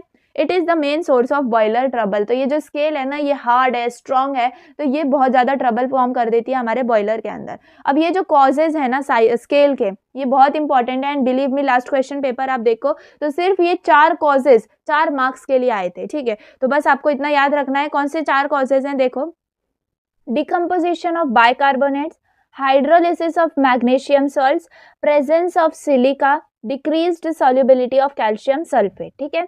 तो ये 4 कॉजेज अब आप ऐसे ही लिख दोगे तो ऐसे ही तो मार्क्स नहीं मिलेंगे, आपको कुछ ना कुछ 1-2 सेंटेंस आपको लिखना होगा एंड कुछ रिएक्शंस अगर आपको याद रहें तो वो भी आप लिख सकते हो। तो चलो एक एक करके देखते हैं। फर्स्ट क्या है, decomposition of bicarbonates.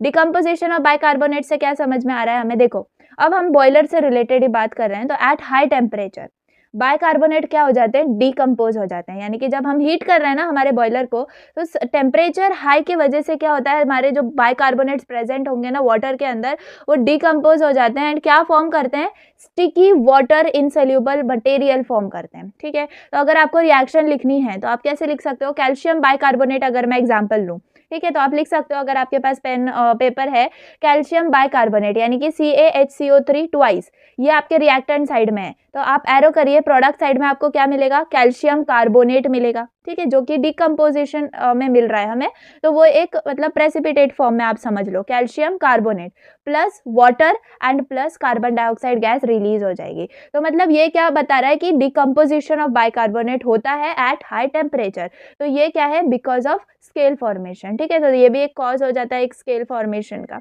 Secondly, hydrolysis of magnesium salt. Hydrolysis में तो हमें पता है ये क्या ऐड करना होता है, हमें रिएक्टेंट साइड में वाटर ऐड करना होता है। किसका हाइड्रोलिसिस हो रहा है, मैग्नीशियम सॉल्ट का, यानी कि MgCl2 का आप एग्जाम्पल ले लो। तो अगेन एट हाई टेम्परेचर कैसे लिखोगे, देखो वही सेंटेंस मैं आपको बता रही हूँ जो कि आपको लिखना है। तो डिकम्पोजिशन ऑफ बाइकार्बोनेट्स में आपको क्या लिखना है, at high temperature bicarbonate decompose into sticky water insoluble material. Reaction याद रखिए तो लिख दो, well and good. Second, hydrolysis of magnesium salt में आप क्या लिखोगे, at high temperature magnesium salt undergo hydrolysis to form again the same sticky magnesium hydroxide solid particles, है ना। तो आप कैसे लिखोगे इसका रिएक्शन, MgCl2 प्लस वाटर लिखना होगा, है ना, हाइड्रोलिसिस हो रहा है क्योंकि मैग्नीशियम सॉल्ट का। तो हाइड्रोलिसिस से अब यही वो ही रिएक्शन देखो ऊपर जाके अगर मैं आपको दिखाऊं, यहाँ पर जो रिएक्शन हुई थी ये MgCl2 प्लस वाटर क्या दे रहा है हमें, MgOH twice plus twice HCl। तो बस यही रिएक्शन आपको इसके अंदर भी दिखा देनी है, किसके अंदर, हाइड्रोलिसिस ऑफ मैग्नीशियम सॉल्ट। तो इसके वजह से हो क्या रहा है, एट हाई टेम्परेचर जब ये हाइड्रोलाइज हो जा रहे हैं मैग्नीशियम सॉल्ट, तो हमें स्टिकी मैग्नीशियम हाइड्रोक्साइड एक स्टिकी मटेरियल के अंदर मिल रहा है, ठीक है। तो ये हो जाता है हाइड्रोलिसिस ऑफ मैग्नीशियम सॉल्ट के बारे में। थर्ड है प्रेजेंस ऑफ सिलिका। तो बस ये तो आप ऐसे ही मेंशन कर दो, ये भी तो मतलब हो जाएगा। प्रेजेंस ऑफ सिलिका के वजह से भी स्केल फॉर्म होता है। अब सिलिका कहाँ यूज़ होता है, तो कुछ सैंड फिल्टर्स वगैरह अगर हमने हमारे बॉयलर के अंदर यूज़ करे होंगे तो उसके वजह से। देन फोर्थ है decreased solubility of calcium sulphate, यानी जो ये कैल्शियम सल्फेट है ना, इसकी सोल्यूबिलिटी बहुत कम होती है किसके अंदर, एट हाई टेम्परेचर। तो एट हाई टेम्परेचर ये जो कैल्शियम सल्फेट होता है ना बॉयलर के अंदर, ये पीपीटी फॉर्म कर देता है एंड यही पीपीटी रिस्पॉन्सिबल हो जाती है स्केल फॉर्मेशन के लिए। तो आई होप आपको ये चारों के चारों कॉजेज बहुत इजीली समझ में आ गए होंगे। तो बस आप टॉपिक का नाम याद रखो, आपको इसके अंदर की थ्योरी खुद ही याद रह जाएगी अगर आपने अच्छे से सुना होगा तो। फर्स्ट है decomposition of bicarbonates, then hydrolysis of magnesium salts, then presence of silica and then decreased solubility of calcium sulphate. ठीक है, अब प्रिवेंशन ऑफ स्केल में आ जाओ। प्रिवेंशन में क्या लिखोगे आप, सिंपली ये बेसिक तो आप लिखना ही है, क्या, use of soft and water, then solution of EDT है, ये भी यूज करके हम स्केल को रिमूव कर सकते हैं, टैनिन, देन सोडियम एल्यूमिनेट। तो ये कुछ केमिकल्स है जो आप याद रख सकते हो। सोडियम एल्यूमिनेट का फॉर्मूला है NaAlO2। ठीक है, then disadvantage of scale. Disadvantages में क्या लिखोगे आप, वेस्टेज ऑफ फ्यूल। क्यों, क्योंकि देखो हमने कैसे क्या बोला था, स्केल के डेफिनेशन में ये बोला था कि it is a bad conductor of heat. तो इसके वजह से क्या होता है कि हीट ट्रांसफर में रिडक्शन हो जाता है टू बॉयलर। तो higher the thickness of scale greater is the wastage of fuel. ठीक है, तो ऑफकोर्स हीट करने के लिए हमें फ्यूल ही चाहिए होता है, तो जस्ट दैट वेस्टेज हो जाती है हमारे फ्यूल की। सेकेंड है ओवर हीटिंग ऑफ बॉयलर, यानी कि अगेन जैसे स्केल क्या है, बैड कंडक्टर ऑफ हीट है, तो अगेन वही चीज आपको लिखनी है कि बॉयलर तक हमें हीट ट्रांसफर करने में मतलब ज्यादा हीट प्रोवाइड करनी पड़ेगी। तो to keep that required steam pressure ना, we need to over heat the boiler. ठीक है, थर्ड है बॉयलर सेफ्टी, यानी कि ओवर हीटिंग जो है ना, ये बॉयलर मेटल को सॉफ्ट और वीक बना देती है। So this causes what, distortion of boiler tube and it becomes dangerous. Like अगर हम मॉडर्न हाई प्रेशर बॉयलर्स के रिलेटेड अगर बात करें तो इट बिकम्स डेंजरस। फोर्थ क्या है, डेंजर ऑफ एक्सप्लोजन, यानी कि अब जैसे कि ये थिक स्केल फॉर्म हो गई है एंड ओवर हीटिंग के वजह से मतलब अब क्या हो रहा है, बॉयलर को हमने ज्यादा ओवर हीट कर दिया तो वो बॉयलर बहुत सॉफ्ट और वीक बन गया है ना, तो इसकी वजह से हमारा बॉयलर बर्स्ट भी हो सकता है विथ एक्सप्लोजन। तो ये चार एडवांटेजेस है स्केल के जो आपको याद रखने हैं, wastage of fuel, over heating of boiler, boiler safety and danger of explosion. ठीक है, सो आई होप ये समझ में आ गया होगा। तो अब हमारे इल इफेक्ट्स का जो पार्ट है वो थर्ड पार्ट तक हमने कर लिया है, क्या, बॉयलर करोजन कर लिया, priming, foaming and sludge and scale. ठीक है, तो ये तीन अच्छा से अगर आपके याद हो गए तो चलो अब आगे बढ़ते हैं लास्ट इल इफेक्ट की तरफ, दैट इज कॉस्टिक एम्ब्रिटलमेंट। अब कॉस्टिक एम्ब्रिटलमेंट होता क्या है, तो सबसे पहले कॉस्टिक का मतलब समझो, इट इज अल्कलाइन। ठीक है, कॉस्टिक का मतलब क्या होता है, अल्कलाइन। तो कॉस्टिक एम्ब्रिटलमेंट का देखो डेफिनेशन लिखा हुआ है, it is a phenomena in which boiler metal becomes brittle due to accumulation of alkaline substances in water, है ना, यानी कि जो हमारा बॉयलर मेटल है वो ब्रिटल हो जाता है। ब्रिटल का मतलब क्या होता है, वीक आप समझ लो, सॉफ्ट समझ लो। ठीक है, सिंपली कमजोर हो जाना उस सब्सटेंस का, बॉयलर मेटल का। क्यों क्यों हो रहा है ये, क्योंकि एक्यूमुलेट हो रहा है क्या चीजें, अल्कलाइन सब्सटेंसेस इन वाटर। तो जस्ट यही आपको याद रखना है, कॉस्टिक एम्ब्रिटलमेंट होता है, it is a phenomena in which boiler metal becomes brittle due to accumulation of alkaline substance in water. ठीक है, एंड ये एक फास्ट टाइप ऑफ रिएक्शन है, यानी कि ये सबसे फास्ट बॉयलर को करोड करता है। ठीक है, so this is very fast type of boiler corrosion which is occur due to alkaline condition of water. तो सबसे मेन रीजन जो है आपको उसमें लिखना है, दैट इज अल्कलाइन कंडीशन। ठीक है, देन आपको यहाँ पर रिएक्शन सिखा देने होंगे ये, तो चलो ये रिएक्शंस को एक्सप्लेन करने के लिए मैं आपको कुछ थ्योरी बताऊंगी। एंड यस, बस इतना ही आपको नहीं लिखना है कॉस्टिक एम्ब्रिटलमेंट के अंदर, आप अपनी भी वर्ड्स ऐड कर सकते हो। एंड अगर आपको चाहिए तो मैं ठीक है नोट्स के अंदर मैं ये एक्स्ट्रा जो थ्योरी वाले पार्ट्स है ना जो मैं एक्सप्लेन कर रही हूँ वो भी आपको लिख के मैं नोट्स के अंदर और ऐड कर दूंगी। बाकी वो ये इतना अनसफिशियंट है, इतना आपको लिखेंगे तो फुल मार्क्स 4 to 5 मार्क्स का क्वेश्चन में आप इतना नहीं लिख सकते हो। तो ठीक है, अभी के लिए फोकस ऑन माई वर्ड्स। ठीक है, अब क्या होता है कि जो हमारा वाटर है ना वो कैसे सॉफ्ट होता है, बताओ। सॉफ्ट करने के लिए अगर हम बताएं तो हमने एक पहले प्रोसेस मैंने आपको बताया हुआ है, कौन सा, सोडा लाइम प्रोसेस। ठीक है, तो ये सोडा लाइम प्रोसेस के वजह से हम वाटर को सॉफ्ट कर सकते हैं एंड दिस में contain what, slightly unreacted quantity of what, Na2CO3। तो ये जो Na2CO3 है ये वहां से मिला हमें। ठीक है, अब due to evaporation of water, अब बॉयलर के अंदर क्या हो रहा है, बॉयलर के अंदर वाटर इवेपोरेट हो रहा है, तो उसके वजह से क्या होगा, ये जो सोडियम कार्बोनेट है दैट इज Na2CO3, इसकी कॉन्सेंट्रेशन इंक्रीज हो जाती है। ठीक है, and does it undergoes what, hydrolysis. अब देख रहे हो ना फर्स्ट रिएक्शन में क्या हो रहा है, तो ये जो सोडियम कार्बोनेट है ये इंक्रीज कॉन्सेंट्रेशन में आ जाता है and does it undergoes hydrolysis, and क्या फॉर्म हो रहा है यहाँ पर, देखो सोडियम हाइड्रोक्साइड फॉर्म हो रहा है एंड कार्बन डाइऑक्साइड रिलीज हो रही है। तो वही रिएक्शन मैंने आपको एक्सप्लेन करी, Na2CO3 प्लस H2O हीट करेंगे हम, यानी कि हीट फॉर्म में हमें क्या मिल जाएगा, ट्वाइस NaOH, सोडियम हाइड्रोक्साइड और कार्बन डाइऑक्साइड रिलीज हो जाएगा, ठीक है।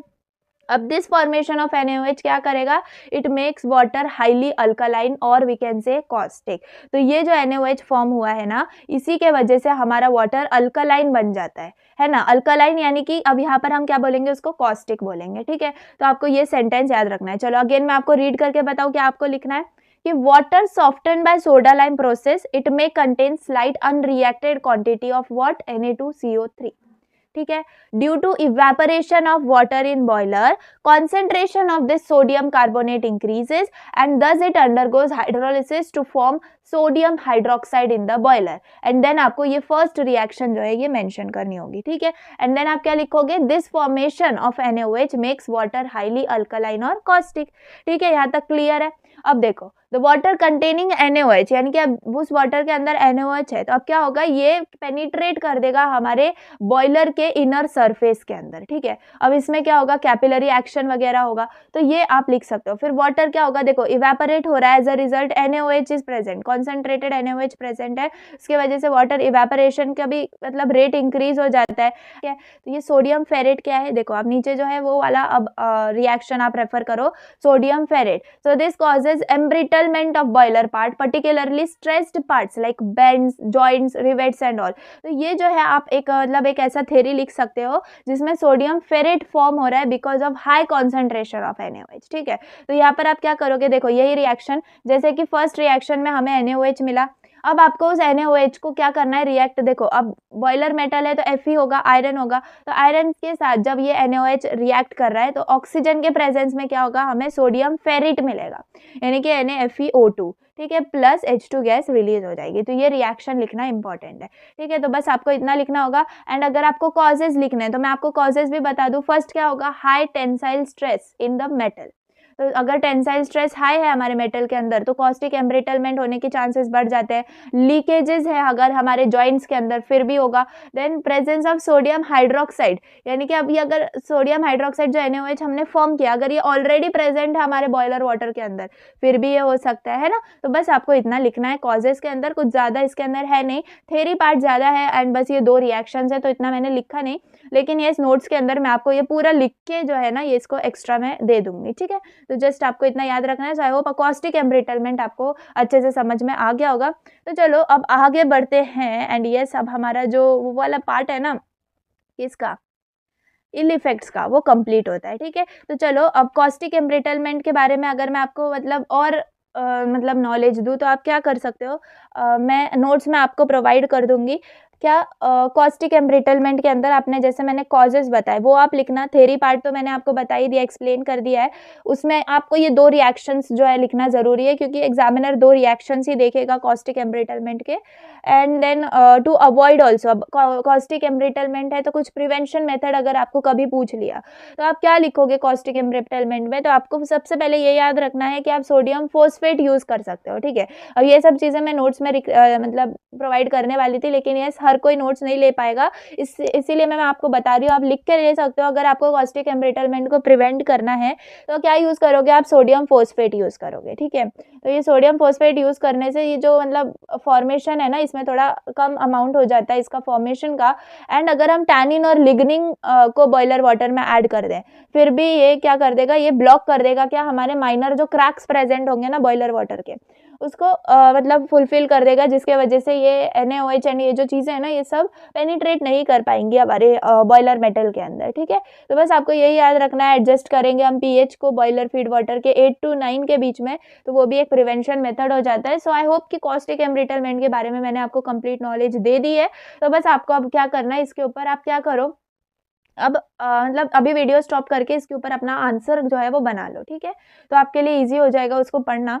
चलो अब आगे बढ़ते हैं। We have external water softening methods, ठीक है, जिसके अंदर आपको आयन एक्सचेंज मेथड आ जाता है और जियोलाइट मेथड आ जाता है, ठीक है, यही आपको याद रखना है, आयन एक्सचेंज मेथड और जियोलाइट मेथड। तो वही मैंने यहाँ पर सबके, देखो आपको दिखा रही हूँ मैं, नोट्स मैंने सबके बना के रखे हैं। तो चलो, आयन एक्सचेंज मेथड में क्या होता है, अब 2 मेथड इसके अंदर हमने पढ़ने हैं। अब देखो आपको एग्जाम में आयन एक्सचेंज मेथड आ सकता है, डीमिनरलाइजेशन मेथड आ सकता है, डी आयोनाइजेशन मेथड भी आ सकता है। तो ये जो तीनों वर्ड है ना, ये सेम प्रोसीजर है, ठीक है, बस इसी के 2-3 नाम है। क्या नाम मैंने बताया, ion exchange method, demineralisation method और डी आयोनाइजेशन मेथड। उसके अंदर आपको बस यही लिखना है, बिलीव मी, इतना सिंपल है। जस्ट आपको, मतलब इसका टफ पार्ट क्या है कि आपको रिएक्शंस याद रखने हैं, इसीलिए मैंने आपको बोला है कि पेन पेपर लेके बैठिए, आपको रिएक्शंस याद मैं करवाऊंगी, ठीक है। चलो, आयन एक्सचेंज मेथड है ना, इसके अंदर क्या इंपॉर्टेंट वर्ड है, resin.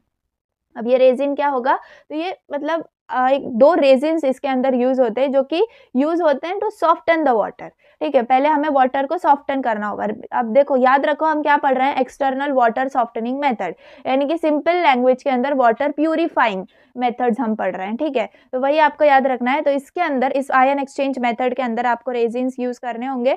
So these resins show what, exchange reaction with soluble hardness causing ions. The resins are mostly copolymer, strong and insoluble. देखो, आपने इतना नहीं भी लिखा ना तो इट इज ओके। जस्ट आपको क्या लिखना है कि आयन एक्सचेंज मेथड के अंदर we use resins which are use to soften the water, ठीक है। अब कौन से 2 रेजिन्स है जो हम इसमें यूज कर रहे हैं, तो there are 2 types of resins, एक है कैटायन एक्सचेंज रेजिन और सेकंड है एनायन एक्सचेंज रेजिन, ठीक है। तो पहले हम कैटायन एक्सचेंज रेजिन के बारे में बात करेंगे, उसके अंदर रिएक्शंस। अब देखो हमें किस फ्लो में जाना है इसके, तो पहले तो हमने ये बता दिया कि इसमें क्या यूज हो रहा है, यानी रेजिन्स यूज हो रहा है, क्यों यूज हो रहा है, टू सॉफ्टन द वाटर, ठीक है। उसके बाद हमने टाइप्स बता दिए, cation exchange resin, anion exchange resin.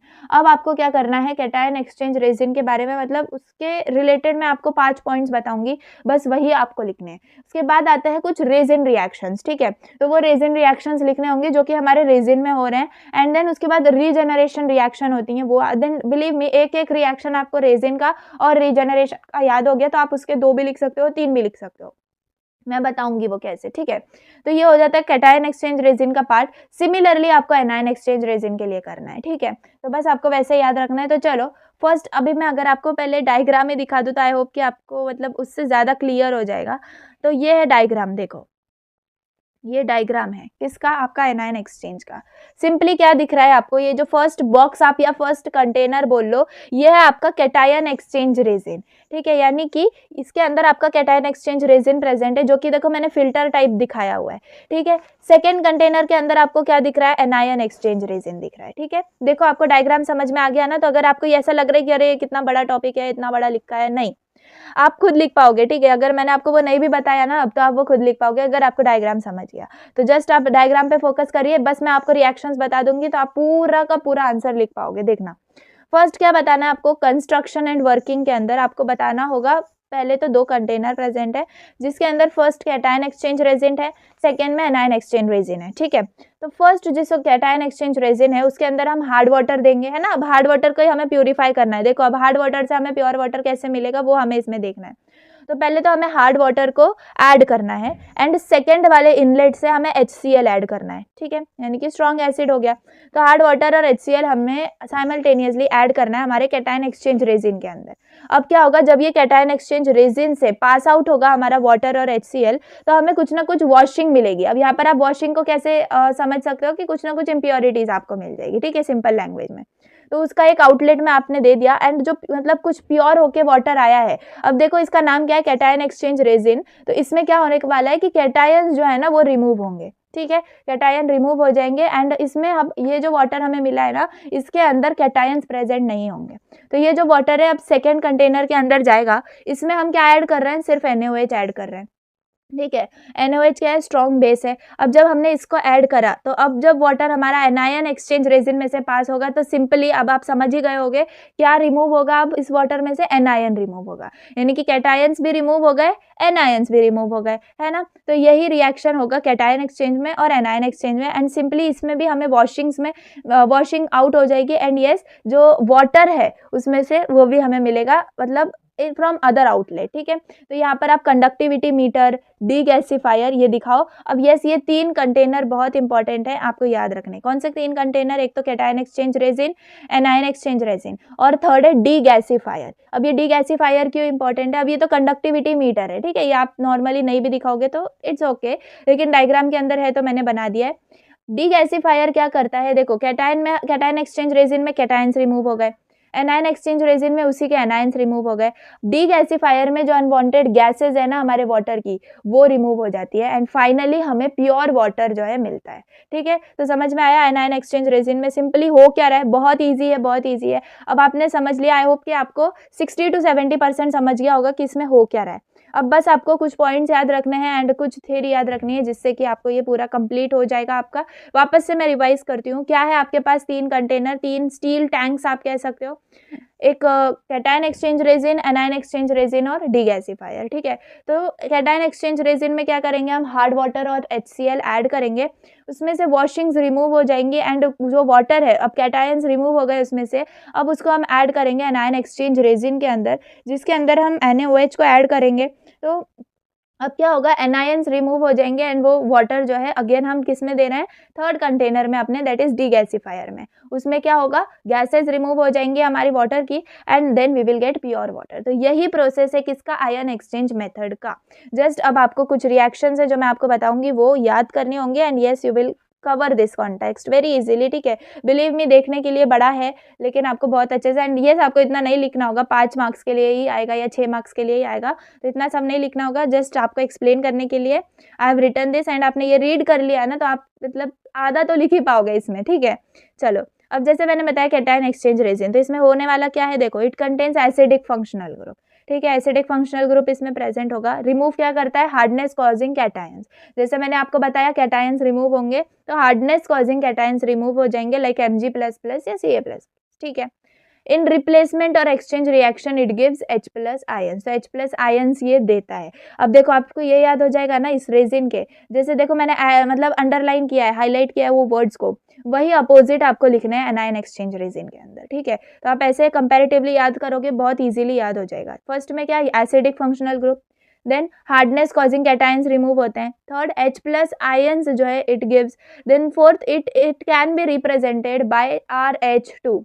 अब RH2 ये आपको याद रखना है क्योंकि आगे रिएक्शंस में यही यूज होगा। So it can be represented as RH2 and it can be reactivated by passing HCl। तो आपको जब ये रीएक्टिवेट करना पड़ेगा ना, तो you have to pass what? HCl। तो बस इतना आपको याद कर रखना है, क्या? Acidic functional group present, hardness causing cations remove होते हैं, रिप्लेसमेंट और एक्सचेंज रिएक्शन में it gives H+ ions, it is represented as RH2 and it can be reacted by passing HCl। अब मैं डायरेक्टली आपको कहाँ लेके जा रही हूँ? एनायन एक्सचेंज रेजिन के अंदर, एंड जल्दी से ये भी याद हो जाएंगे, क्या? It contains basic functional group, it removes hardness causing anions, ठीक है, लाइक SO4 या क्लोराइड, ठीक है, आयंस।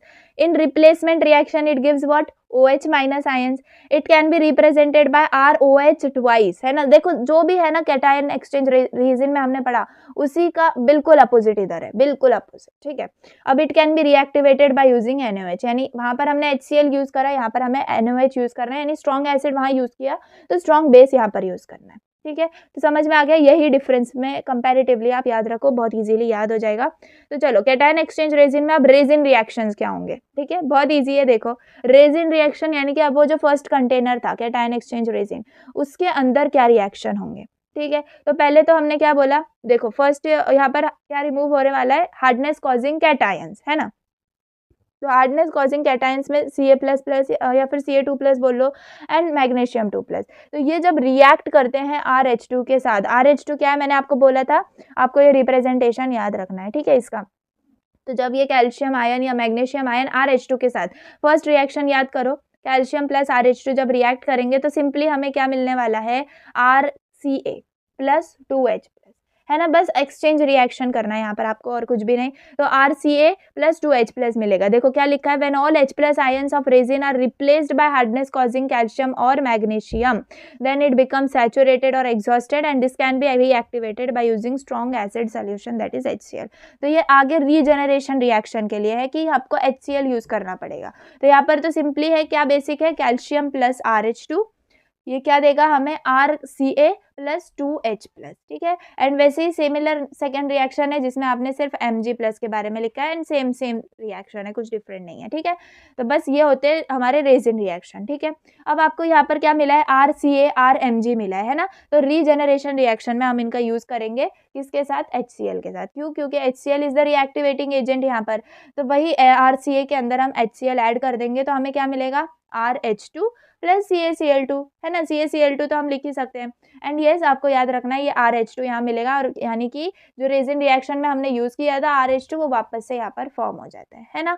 तो बस ऐसे कंपैरेटिवली आपको याद रखना है RCA प्लस HCl, तो आपको RH2 मिलेगा प्लस CaCl2, RMg वही, अब ये विद रिस्पेक्ट टू मैग्नीशियम लिखा है, ठीक है। तो अब मैं क्या करूंगी, सेकेंड वाला रिएक्शन आपको नहीं एक्सप्लेन करूंगी, अब फर्स्ट एक्सप्लेन कर दिया, वैसे आपको सेकेंड लिखना है, ठीक है। जस्ट आपको कैल्शियम की जगह मैग्नीशियम लिखना है, नथिंग एल्स। तो बस यही हो जाता है क्या, रेजिन रिएक्शन और रीजेनरेशन रिएक्शन, है ना। सिंपल, लिख के प्रैक्टिस करो, बहुत ईजी जाएगा। चलो, ये हो गए कैटायन एक्सचेंज रेजिन के अंदर के रिएक्शंस। अब एनायन एक्सचेंज रेजिन के अंदर क्या क्या हो रहा है देखो, जैसे मैंने आपको, चलो वापस रिवाइज करते हैं क्या, it contains basic functional group, it removes hardness causing anions, ठीक है। अब देखो ये जो एनायंस है ये यूज होंगे, जैसे ऊपर हार्डनेस कॉजिंग कैटायंस को लेकर हमने रिएक्शंस लिखी, यहाँ पर हार्डनेस कॉजिंग एनायंस को लेकर हमें रिएक्शंस लिखनी है। फिर इन रिप्लेसमेंट रिएक्शन हमें क्या मिलने वाला है, OH माइनस आयंस मिलेंगे। It can be represented by ROH twice and it can be reactivated by using NaOH। अब यहाँ पर रीजेनरेशन रिएक्शन के अंदर जैसे हमने ऊपर HCl यूज करा ना, यहाँ पर NaOH यूज करना पड़ेगा, ठीक है। तो चलो रेजिन रिएक्शन देखते हैं। जैसे मैंने आपको बताया हार्डनेस कॉजिंग एनायंस आपको यूज करना है, तो वही आप यूज करोगे यहाँ पर SO4 माइनस प्लस, आपने देखो जैसे ऊपर किया ना वैसे ही सेम टू सेम। अब यहाँ पर कैटायंस थे, इसके साथ हमने RH2 को रिएक्ट करवाया, सिमिलरली अब यहाँ पर हम ROH ट्वाइस को रिएक्ट करवाएंगे। तो SO4 minus plus ROH twice, तो हमें क्या मिलेगा, वही एक्सचेंज रिएक्शन होगा RSO4 plus twice OH minus, यानी कि जैसे यहाँ पर लिखा है कि OH माइनस आयंस जो है वो मतलब रिप्लेस हो जाते हैं, तो बस वही हमें यहाँ पर मिलेंगे। Similar procedure for chloride ion, ठीक है। तो मैं एक ही, जैसे मैंने बताया ज्यादा कॉम्प्लिकेटेड नहीं करेंगे, सिर्फ SO4 माइनस के लिए लिखा है, ठीक है।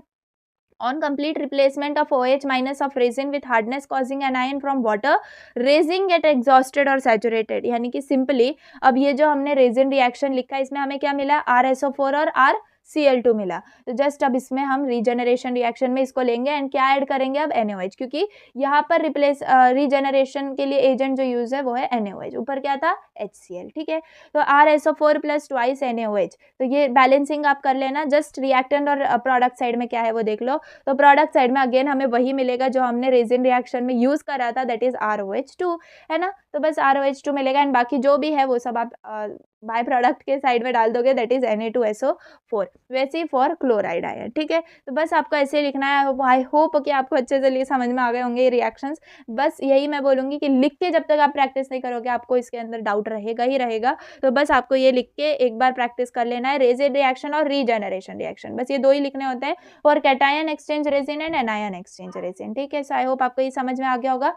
नाउ प्रोसेस एंड प्लांट, यानी कि कंस्ट्रक्शन एंड वर्किंग में आपको क्या लिखना होगा, वही जो मैंने आपको अभी डायग्राम में समझाया, ठीक है। अब मैं ये एक्सप्लेन नहीं करूंगी क्योंकि देखो अब मैं पढ़ूंगी ना आपको वही सब रिवाइज हो जाएगा जो मैंने डायग्राम में बताया। देखो, the plant consist of 3 steel tanks and interconnected to each other by pipes, है ना, पाइप्स के साथ इंटरकनेक्टेड है। और 3 स्टील टैंक्स है, कौन से, cation exchange resin, anion exchange resin और डीगैसिफायर, ठीक है। चलो, the first tank contain cation exchange resin which traps hardness causing cations, है ना। From water, same water is passed through second tank which contain anion exchange resin which traps hardness causing anions from water. Then this water become free from both the cations and anions. Now this is passed through degasifier which removes gaseous impurities from water. है ना, बहुत simple. तो आपको अब construction and working भी समझ में आ गया। अगर आपको मतलब सपोज ऐसा पूछ लिया कि एडवांटेजेस भी लिखो डिसएडवांटेजेस भी लिखो, तो आपको क्या लिखना होगा, देखो एडवांटेजेस यानी मेरिट्स, क्या लिखोगे आप उसमें फर्स्ट, कि जो वाटर हमें मिलता है ना, water obtained by this process it has very low hardness, that is 2 to 10 ppm only. तो जो वाटर हमें मिलेगा वो मतलब टू द लिमिट हमें सॉफ्ट वाटर ही मिलेगा। तो this is first advantage. Then all types of cation anions and gases are removed, ठीक है। तो ये तो हम वैसे भी लिख सकते हैं कि जो भी कैटायंस है, एनायंस है और गैसेज हैं, हर टाइप की वो रिमूव हो जाती हैं। Then no formation of PPT, PPT कहीं भी पूरे प्रोसेस में फॉर्म नहीं होगी। Then acidic as well as alkaline water can be soften, यानी कि अब एसिडिक वाटर होने दो, अल्कलाइन वाटर होने दो, हार्ड वाटर के सेंस में, तो वो भी सब जो है प्यूरिफाई होकर हमें सॉफ्ट वाटर में मिल सकते हैं। And on saturation regeneration of resin taking place easily, यानी कि सिंपली वो रेजिन कैसे रीजनरेट हो जा रहा है, आप देख रहे हो ना, HCl जब हम यूज़ करें, NaOH जब हम यूज़ करें रीजनरेशन रिएक्शन में, तो वो वापस रेजिन जो है वो मिल जाता है हमें, यानी वापस फॉर्म हो जाता है। तो ऐसा कुछ नहीं है कि रिप्लेस करने का कोई प्रोसेस हो ना। तो that is advantages. Then disadvantages में क्या लिखोगे आप, high installation cost of plant, ठीक है, तो ये एक डिसएडवांटेज है कि जो उसका इंस्टॉलेशन का कॉस्ट है वो ज़्यादा हाई है।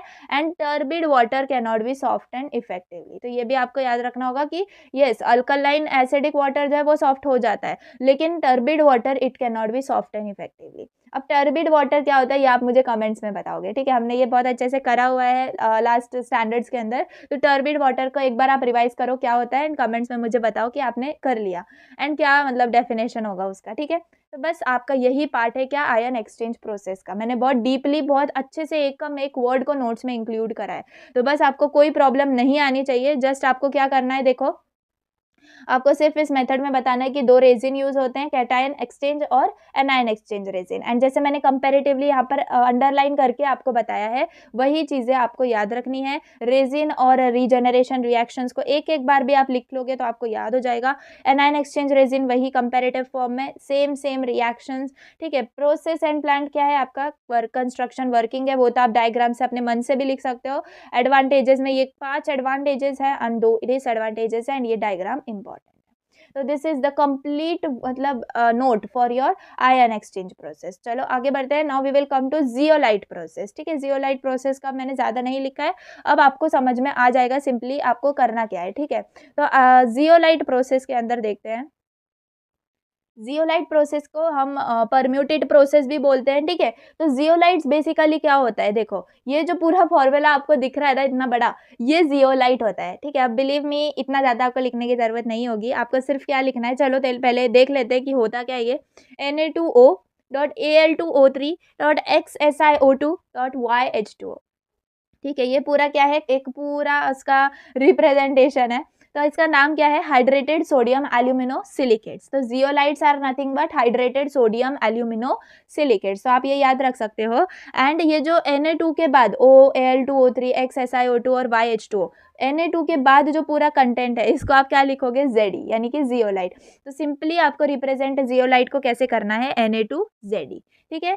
तो बस आपको यही याद रखना है। एंड मतलब इसकी कैपेसिटी क्या है, it's having capacity to what, exchange its sodium ion with hardness causing ion from water. तो जो ये जियोलाइट प्रोसेस है ना, इससे सिर्फ हम क्या कर पाएंगे, जो कैटायंस है ना उसको रिमूव कर पाएंगे अपने वाटर में से। जो आयन एक्सचेंज प्रोसेस था उसमें हमने कैटायंस को भी रिमूव किया, एनायंस को भी रिमूव किया और गैसेस को भी रिमूव किया। लेकिन जियोलाइट प्रोसेस में क्या होगा, सिर्फ हम कैटायंस को रिमूव कर पाएंगे। और कैसे रिमूव कर पाएंगे, जो ये सोडियम है ना हमारे Na2Ze के अंदर, ये जो Na2 है ये रिएक्ट कर देता है किसके साथ, सोडियम कैटायंस के साथ, जो कि हार्डनेस कॉज करते हैं हमारे वाटर के अंदर। तो इसके वजह से हम वाटर को जो है सॉफ्टन कर पाते हैं, जिसमें कैल्शियम और मैग्नीशियम जैसे आयंस को हम रिमूव कर पाते हैं, ठीक है। तो बहुत सिंपल है, ये ज़्यादा बड़ा नहीं है। जियोलाइट प्रोसेस जैसे आयन एक्सचेंज था उसमें तीनों चीज़ें रिमूव हो रही थी, इसीलिए we have to make the content more, but यहाँ पर it is not that much. तो जस्ट आपको मतलब एक ही रेजिन रिएक्शन और रीजनरेशन रिएक्शन याद करना होगा, दो नहीं है इसमें। चलो देखते हैं रेजिन रिएक्शन क्या है। अब जैसे मैंने आपको बताया Na2Ze से रिप्रेजेंट कर रहा है, तो आगे आपको उसी से रिप्रेजेंट करना है, ठीक है। तो अब देखो रेजिन रिएक्शन क्या होता है। तो पहले तो Na2Ze यही है हमारा क्या, जियोलाइट। अब इसके साथ जब कैल्शियम रिएक्ट करेगा, ठीक है, जैसे आपको बताया कि कैल्शियम और मैग्नीशियम यही कैटायंस हैं जो रिमूव हो पाएंगे ना इसमें। तो Na2Ze प्लस कैल्शियम, तो इससे क्या मिलेगा, देखो जस्ट रिप्लेस कर देना। एंड जो कैल्शियम है यहाँ पर वो कैटायन है, तो वो रिएक्ट कर देगा किसके साथ, Na2 के साथ, तो सॉरी Ze के साथ। तो कैल्शियम और Ze और हमें क्या मिल जाएगा, ट्वाइस Na+ मिल जाएगा एज अ मतलब प्रोडक्ट, ठीक है। तो आपका ऐसे ही याद रखना है Na2Ze प्लस, वही अब क्या करोगे आप, रिप्लेस कर दोगे मैग्नीशियम को किससे, कैल्शियम के साथ। तो Na2Ze plus magnesium plus plus हमें क्या दे देंगे, MgZe प्लस ट्वाइस Na+। तो बस यही होगा, यही रिएक्शन हमें मिलने वाला है रेजिन के अंदर। अब रीजनरेशन में क्या होगा, देखो रेजिन के अंदर जो फॉर्म हुआ है वो रीजनरेशन में आपका रिएक्टेंट होगा। तो रेजिन में क्या फॉर्म हुआ, देखो कैल्शियम जियोलाइट, उसको हमें किसके साथ ऐड करना है, अब रीजनरेट करने के लिए NaCl यूज होता है। अब देखो ये जो सोडियम आयंस है ना जियोलाइट के, they are replaced by what, calcium और magnesium ions of hard water.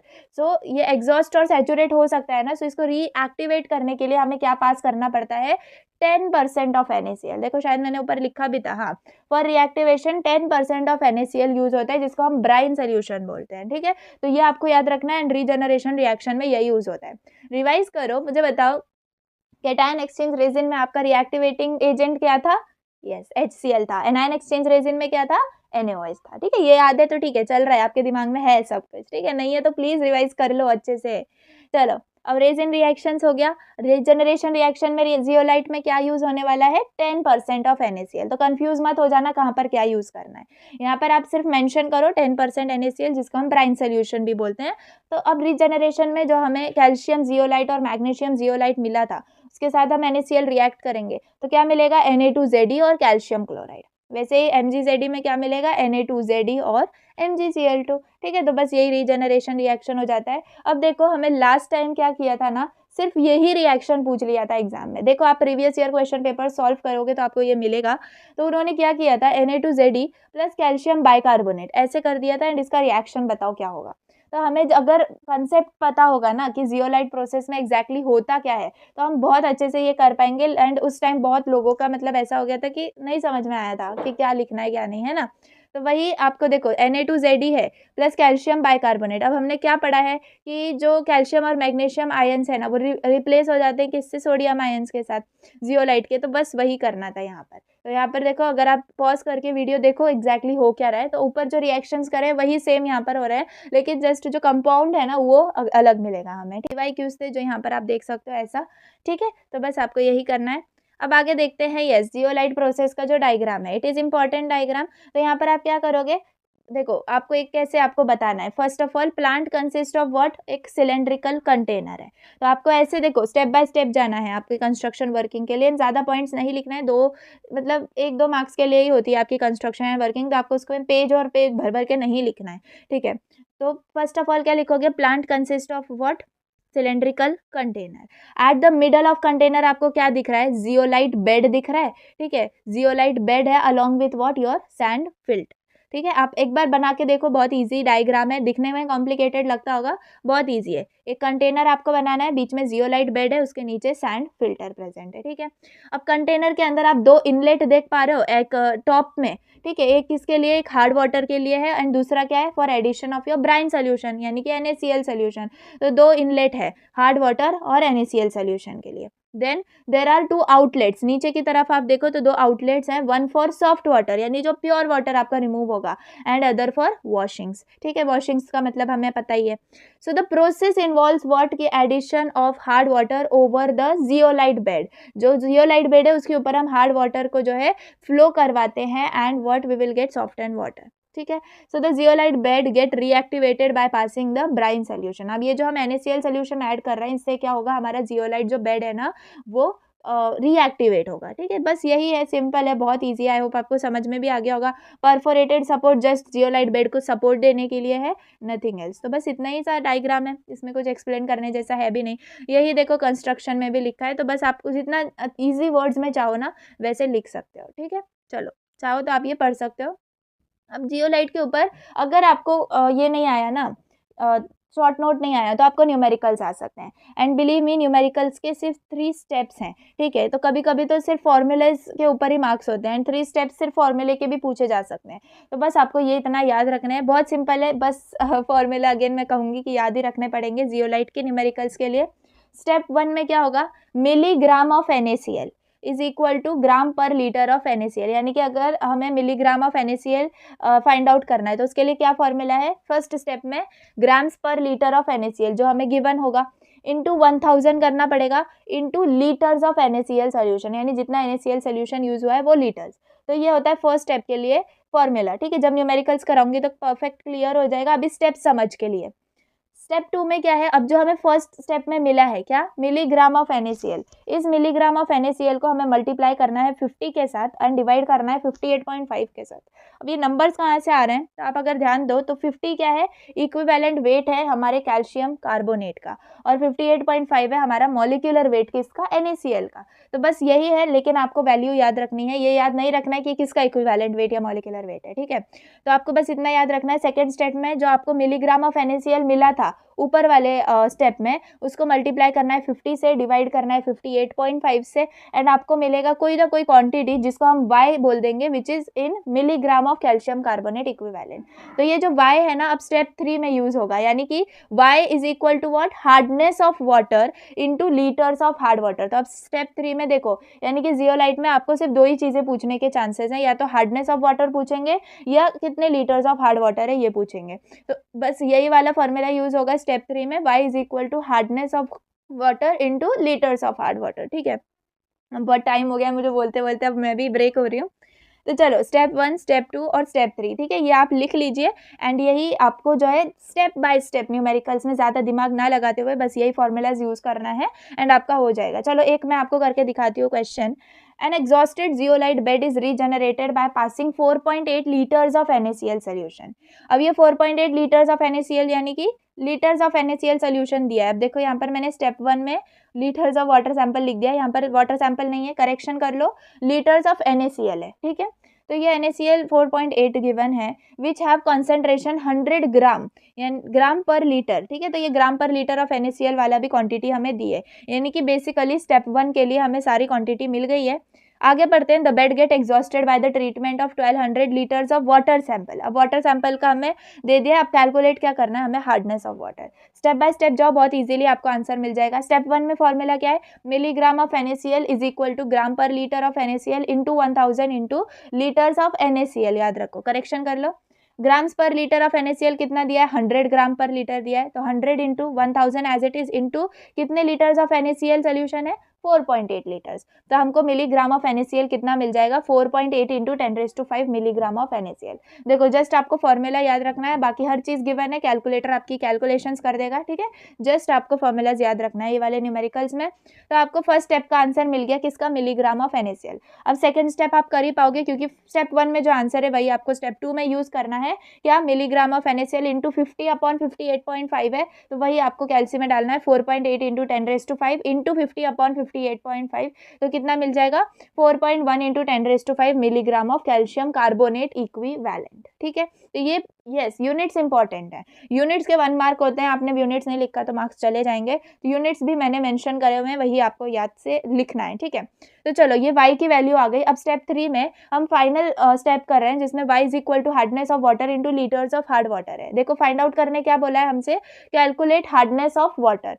तो हमें 1200 यानी वाटर सैंपल के मतलब जितना लीटर्स है वो दिया है, Y भी हमें पता है, जस्ट हमें हार्डनेस ऑफ वाटर कैलकुलेट करना है। तो देखो जस्ट बाय रीअरेंजिंग आपको हार्डनेस ऑफ वाटर क्या मिल जाएगा, 341.67 ppm कैल्शियम कार्बोनेट इक्विवेलेंट, ठीक है। आई होप अब आपको बहुत ईजिली समझ में आ गए होंगे कौन से स्टेप्स आपको फॉलो करने हैं। पॉज करो वीडियो में एंड कैलकुलेट करो, सेम आंसर आ रहे हैं या नहीं चेक करो, ठीक है। अब वही मैंने यहाँ पर आपके लिए दिया है क्या, हाउ मेनी, ये सेकेंड क्वेश्चन, इसमें परसेंट के अंदर दिया है, तो ठीक है, कोई भी क्वेश्चन हमारे हाथ से रहना नहीं चाहिए। अगर परसेंट के अंदर आ गया तो मतलब बहुत लोग कंफ्यूज हो जाते हैं, तो वो देखो मैंने यहाँ पर वही लिखा हुआ है, तो आप इसको भी प्रैक्टिस करो, पहले खुद से करने की कोशिश करो, आ गया तो वेल एंड गुड, अदरवाइज ये सोल्यूशन आप रेफर कर सकते हो, ठीक है। चलो अब हम अपने last part of the video पर आ जाते हैं, जिसमें हम ब्रैकिश वाटर और डिसलाइनेशन ऑफ वाटर, सबसे पहले तो इनका देखेंगे कि इनका जो डेफिनेशन है बस इतना ही आता है और कुछ भी नहीं है इनका, तो जस्ट डेफिनेशन हमें याद होना जरूरी है। क्या है ब्रैकिश वाटर, क्या होता है, water containing high quantity of what, concentration of dissolved salts and have salty taste, यानी कि जिस वाटर के अंदर ज्यादा क्वांटिटी में डिजोल्व सॉल्ट प्रेजेंट होंगे एंड उनकी सॉल्टी टेस्ट होगा, है ना, वाटर का ऑफ कोर्स सॉल्टी टेस्ट। अगर हम जाएं मतलब बीच वगैरह पे जाते हैं तो हम देखते हैं ना कि कितना ज्यादा वाटर सॉल्टी होता है, तो बस वही water containing high quantity of concentration of dissolve salt and have salty taste that is your brackish water. तो एग्जाम्पल में आप लिख सकते हो सी वाटर, ठीक है। बस डेफिनेशन एक्सपेक्टेड है, इनका कुछ भी नहीं है, तो वो भी मैंने इधर मेंशन कर दिया है। फिर desalination of water. Desalination of water क्या होता है? Just removing common salt from water और the process of removal of common salt that is NaCl from the water is your desalination of water. तो ये दो टाइप्स के आपको brackish water and desalination of water, ये बस definition याद रखना है, नथिंग एल्स। उसके बाद है जैसे कि मैंने आपको बताया था, सिर्फ लास्ट टॉपिक है ये इलेक्ट्रोडायलिसिस और रिवर्स ऑस्मोसिस। तो इसमें मैंने वही जैसे ज़्यादा इसके अंदर नोट्स नहीं रखे हैं, जस्ट डेफिनेशन इंपॉर्टेंट है। Then we have some construction and working and applications, ठीक है। तो इलेक्ट्रोडायलिसिस एंड रिवर्स ऑस्मोसिस इसका, तो बेसिकली हम इलेक्ट्रोडायलिसिस को ED से एंड रिवर्स ऑस्मोसिस को RO से रिप्रेजेंट कर सकते हैं। तो ये जो है ना last part of the questions के अंदर आता है, जो हमारा 3rd या 4th क्वेश्चन होता है ना, उसके अंदर आपको ये क्वेश्चन मिल जाएगा। तो देखो इलेक्ट्रोडायलिसिस और रिवर्स ऑस्मोसिस, एक ना एक क्वेश्चन तो फिक्स है। तो देखो मैंने यहाँ पर सिर्फ डायग्राम और जो डेफिनेशन है वो इसके अंदर मतलब आपको दिख रहा होगा यहाँ पर, और कुछ भी नहीं रखा है। तो सिंपली जो कंस्ट्रक्शन वर्किंग है ये मैं आपको ओरली बताऊंगी, एप्लीकेशंस लिमिटेशंस वगैरह जब वो मैं ओरली बताऊंगी। तो नोट्स के अंदर मैं इंक्लूड कर दूंगी एक्स्ट्रा, अदरवाइज आपको अगर नोट्स नहीं लेना है तो आप सिर्फ क्या कर सकते हो, मेरे वर्ड्स पे फोकस कर लीजिए एंड देन लिख लीजिए, ठीक है। अदरवाइज नोट्स तो बेस्ट थिंग होगी आपके लिए। चलो इलेक्ट्रोडायलिसिस स्टार्ट करते हैं। क्या है? The process in which ionic impurity get removed from the water by using membrane and electric field called as electrodialysis. यानी कि अभी क्या है, इसके अंदर आपको सिर्फ 2 वर्ड को याद रखना है, मेम्ब्रेन और इलेक्ट्रिक फील्ड, ठीक है। तो जो आयनिक इम्प्योरिटी है ना हमारे वाटर में से, जब वो रिमूव होती हैं, the process of that removal by using what, membrane and electric field, यही प्रोसेस को हम इलेक्ट्रोडायलिसिस बोलते हैं, ठीक है। सिंपली आप ऐसे याद रख सकते हो। अब इम्प्योरिटीज में क्या आ सकता है? सॉल्ट हो सकता है, आयनिक डाइज हो सकती हैं, ठीक है, जो कि हम वाटर में से रिमूव कर देते हैं। तो जस्ट यहाँ पर आपको वर्ड जो आपको मेंशन करना इंपॉर्टेंट है वो है मेम्ब्रेन और इलेक्ट्रिक फील्ड, ठीक है। तो यही इलेक्ट्रोडायलिसिस का डेफिनेशन है कि the process in which ionic impurity get removed from water by using membrane and electric field called electrodialysis. अब ये आप डायग्राम देख सकते हो, है सिंपल डायग्राम है, ज़्यादा टफ नहीं है, एक बार आप बना के देख लो, बहुत ईजी है। तो फर्स्ट क्या है, एक paired sets of plastic membranes हमें इसके अंदर मिल जाएंगे, ठीक है। और मेम्ब्रेन्स में आप देखो आयन सिलेक्टिव मेम्ब्रेन है, कैटायन सिलेक्टिव मेम्ब्रेन, CaCaC जो दिख रहा है ना आपको बीच में, ये क्या है? आपके मेम्ब्रेन्स हैं। ये आयन सिलेक्टिव है, यानी कि जो C है वो कैटायन सिलेक्टिव मेम्ब्रेन है, A जो है वो एनायन सिलेक्टिव मेम्ब्रेन है। तो कैटायन और एनायंस दोनों भी यहाँ पर क्या हो रहा है? एक्यूमुलेट हो जा रहे हैं, ठीक है। तो यूजिंग इलेक्ट्रिक फील्ड क्या होगा? We get alternate compartments with different concentration of electrolyte, यानी कि अलग अलग कंपार्टमेंट में हमें अलग अलग इम्प्योरिटीज मिल जाएंगी, and alternate streams of pure water from electrodialysis cell, यानी कि प्योर वाटर हमें एक अलग ही स्ट्रीम में से मिल जाएगा, एंड जो भी सॉल्ट्स वगैरह है वो एक अलग स्ट्रीम में से। यानी कि सिंपली आपको क्या याद रखना है कि एक कंटेनर टाइप है जिसके टॉप पोर्शन में से इनलेट में क्या हो रहा है? हार्ड वाटर, ठीक है। Sea water, hard water, polluted water एक ही चीज़ है। तो हार्ड वाटर जो है हम ऊपर से दे रहे हैं अपने कंटेनर में, हम बीच में क्या है? हमारे मेम्ब्रेन्स प्रेजेंट हैं जो कि आयन सिलेक्टिव है, यानी कि कैटायन के लिए अलग है, एनायन के लिए अलग है, कैटायन एनायन ऐसे अल्टरनेट प्रेजेंट है। तो क्या होगा? अल्टरनेट कंपार्टमेंट्स क्रिएट हो जाएंगे जहाँ पर कैटायंस और एनायंस होंगे, है ना। तो बस वैसे ही आपको दिखाना है, एंड इसके वजह से क्या होगा? प्योर वाटर जो है वो नीचे से हमें मिल जाएगा, कैटायंस एनायंस जो है वो ट्रैप हो जाएंगे ऊपर ही, ठीक है। एंड जो कुछ है कैटायंस एनायंस से रिलेटेड जो मतलब जैसे वॉशिंग्स रिमूव होती थी ना, वैसे यहाँ पर कैसे इंप्योरिटीज के लिए अलग कंपार्टमेंट से सॉल्ट रिच आउटपुट वाटर जो है वो रिमूव हो जाएगा। बस यही कंसेप्ट है किसका? इलेक्ट्रोडायलिसिस सेल का, है ना, बहुत सिंपल है। एप्लीकेशन क्या हो गया अब इसके? देखो, removal of ionic pollutant from industrial waste water. तो इंडस्ट्रियल वेस्ट वाटर में ज्यादातर आयनिक इंप्योरिटीज या पॉल्यूटेंट्स ही प्रेजेंट होते हैं, तो इनको रिमूव करने के लिए हमेशा इलेक्ट्रोडायलिसिस का प्रोसीजर लिया जाता है। एंड अगर हमें सी वाटर में से भी सॉल्ट को रिमूव करना होगा तो हम ये प्रोसेस को यूज करते हैं इलेक्ट्रोडायलिसिस के। एंड अगर हम limited quantity of salt he remove करना है तो वो भी कर सकते हैं, क्योंकि लिमिटेड क्वांटिटी में अगर सॉल्ट रिमूव किया तो हम सी वाटर को ड्रिंकिंग वाटर में कन्वर्ट कर सकते हैं, है ना। तो वो भी एक एप्लीकेशन है। एंड ये जो नीचे लास्ट में इंप्योरिटीज में that is salt rich output water है ना, ये भी यूज किया जा सकता है फॉर रिकवर ऑफ सॉल्ट, ठीक है। वापस से अगर हमें सॉल्ट चाहिए तो ये चीज जो इंप्योरिटीज के अंदर है वो हम यूज कर सकते हैं। तो ये हो जाते हैं 4 एप्लीकेशन। क्या? फर्स्ट है removal of ionic pollutant from industrial waste water. Second, removal of salt from sea water to get pure water. Third, removal of limited quantity of salt from sea water to get drinking water. Fourth क्या है? Salt rich output water can be used to recover salt. तो ये हो गया application. Limitations क्या आ जाएंगे इसके, it does not remove dissolved organic matter, और मतलब जो ऑर्गेनिक मैटर होगा वो हम रिमूव नहीं कर पाएंगे, कोलाइडल इम्प्योरिटीज रिमूव नहीं कर पाएंगे, ठीक है। सिर्फ क्या रिमूव कर पाएंगे, तो आयनिक इम्प्योरिटी, सिर्फ कैटायंस एनायंस ही रिमूव होंगे वाटर में से, अदरवाइज कोई और टाइप की इम्प्योरिटी है वो रिमूव नहीं होगी। तो ये एक लिमिटेशन है। एंड ये जो मेम्ब्रेन है ना, ion selective membrane, that is cation anion selective membrane जो है, इनको रिप्लेस करना पड़ता है हमें, ठीक है। तो ये replacement is required. So again ये एक लिमिटेशन हो जाती है इलेक्ट्रोडायलिसिस की। तो आई होप कि इलेक्ट्रोडायलिसिस प्रोसीजर आपको अच्छे से समझ में आ गया होगा। ज़्यादा इसमें आपको शॉर्ट नोट में ज़्यादा लिखने की ज़रूरत नहीं है, जितना मैंने आपको एक्सप्लेन किया बस उतना आप मेंशन कर दो, ठीक है। चलो लास्ट टॉपिक जो है दैट इज रिवर्स ऑस्मोसिस। चलो फाइनली लास्ट तक आ ही चुके हम इस वीडियो में, मुझे लग नहीं रहा था कि हम लास्ट तक पहुंच पाएंगे, बस हालत खराब हो चुकी है, लेकिन यस चलो स्टार्ट करते हैं। व्हाट रिवर्स ऑस्मोसिस, जैसे मैंने बताया आरओ हम यूज करते हैं ना, हमारे घरों में आरओ प्यूरिफायर्स लगे होते हैं, तो उसमें यही रिएक्शन होती है रिवर्स ऑस्मोसिस की। चलो प्रिंसिपल देखो, याद करना होगा आपको, ये पूरा जो प्रिंसिपल है देखने में यस आई नो बड़ा लग रहा है, बस आपको याद रखना है क्या, सिर्फ इसका डेफिनेशन भी पूछ सकते हैं तो वही बोलूंगी कि याद कर लो। The reversal of solution flow from high concentration solution to low concentration solution through SPM, that is semi-permeable membrane, by applying external pressure which is slightly higher than osmotic pressure of high concentration of solution। ठीक है, complicated लगता होगा लेकिन देखो बहुत easy है। क्या है ऑस्मोसिस, होता क्या है बेसिकली, अगर हम ऑस्मोसिस को देखें तो इट इज नथिंग बट कि हाई कॉन्सेंट्रेशन से लो कॉन्सेंट्रेशन, तो रिवर्सल ऑफ सॉल्वेंट फ्लो होता है यहाँ पर high concentration to lower concentration solution and through a semi permeable membrane. तो एक सेमी परमिएबल मेम्ब्रेन होगी जिसमें से हम हाई कॉन्सेंट्रेशन सोल्यूशन को फोर्सफुली लो कॉन्सेंट्रेशन सोल्यूशन में भेजेंगे, ठीक है।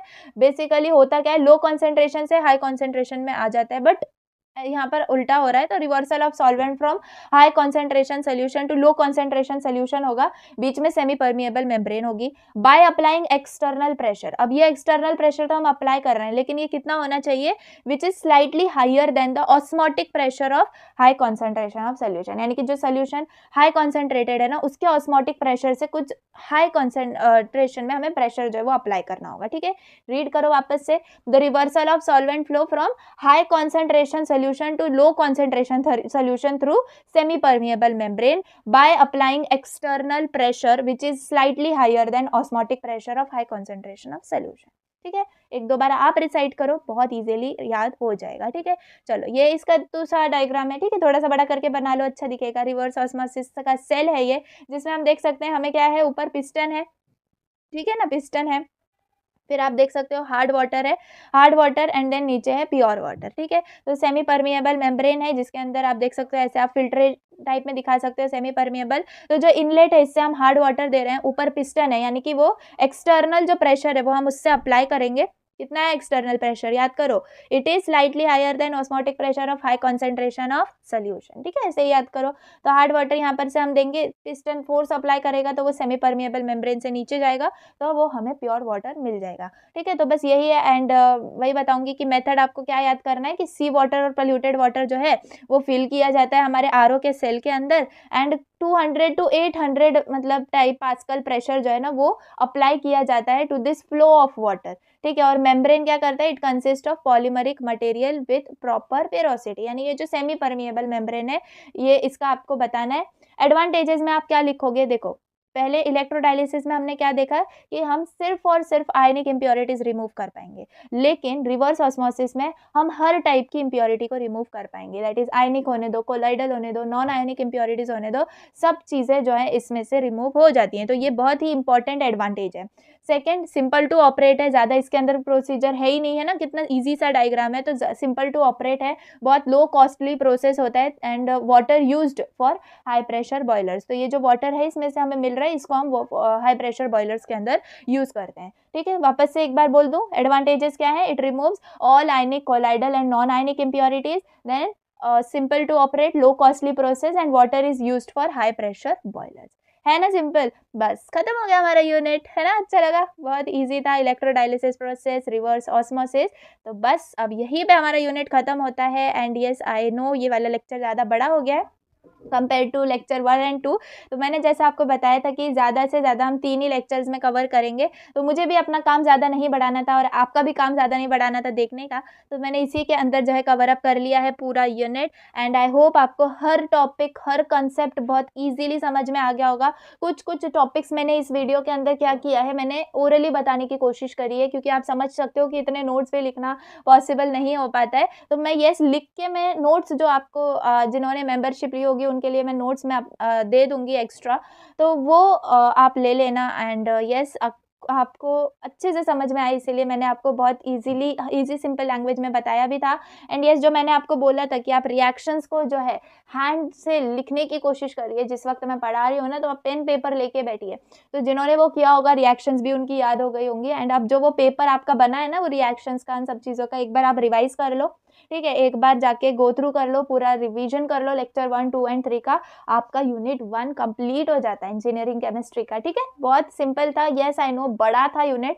अब येस यूनिट 2 इतना बड़ा नहीं है, कंपैरेटिवली इससे छोटा ही है, तो जल्दी से जल्दी मैं उसको भी कवर करने की कोशिश करूँगी। एंड मतलब इतना ज़्यादा अब मैं गैप नहीं लूँगी वीडियोज़ में, आई नो गैप ज़्यादा हो गया, क्योंकि आप समझ सकते हो जो पर्टिकुलर यूनिट है ना, इसके नोट्स बनाने में टाइम ज़्यादा गया। तो चलो कोई बात नहीं, आगे के मैं आपको बहुत जल्दी-जल्दी सब जो है लेक्चर्स वो दे दूँगी। आप मुझे बताइए आपको क्या चाहिए और एक्स्ट्रा, ठीक है?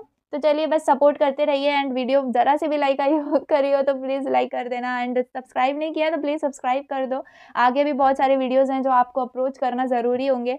फ्रेंड्स के साथ शेयर कर दीजिए, चैनल को बढ़ाइए। एंड यस चलिए, मेंबरशिप नहीं ली हो तो ले लेना, पीडीएफ वगैरह मिल जाएगी आपको उसके अंदर।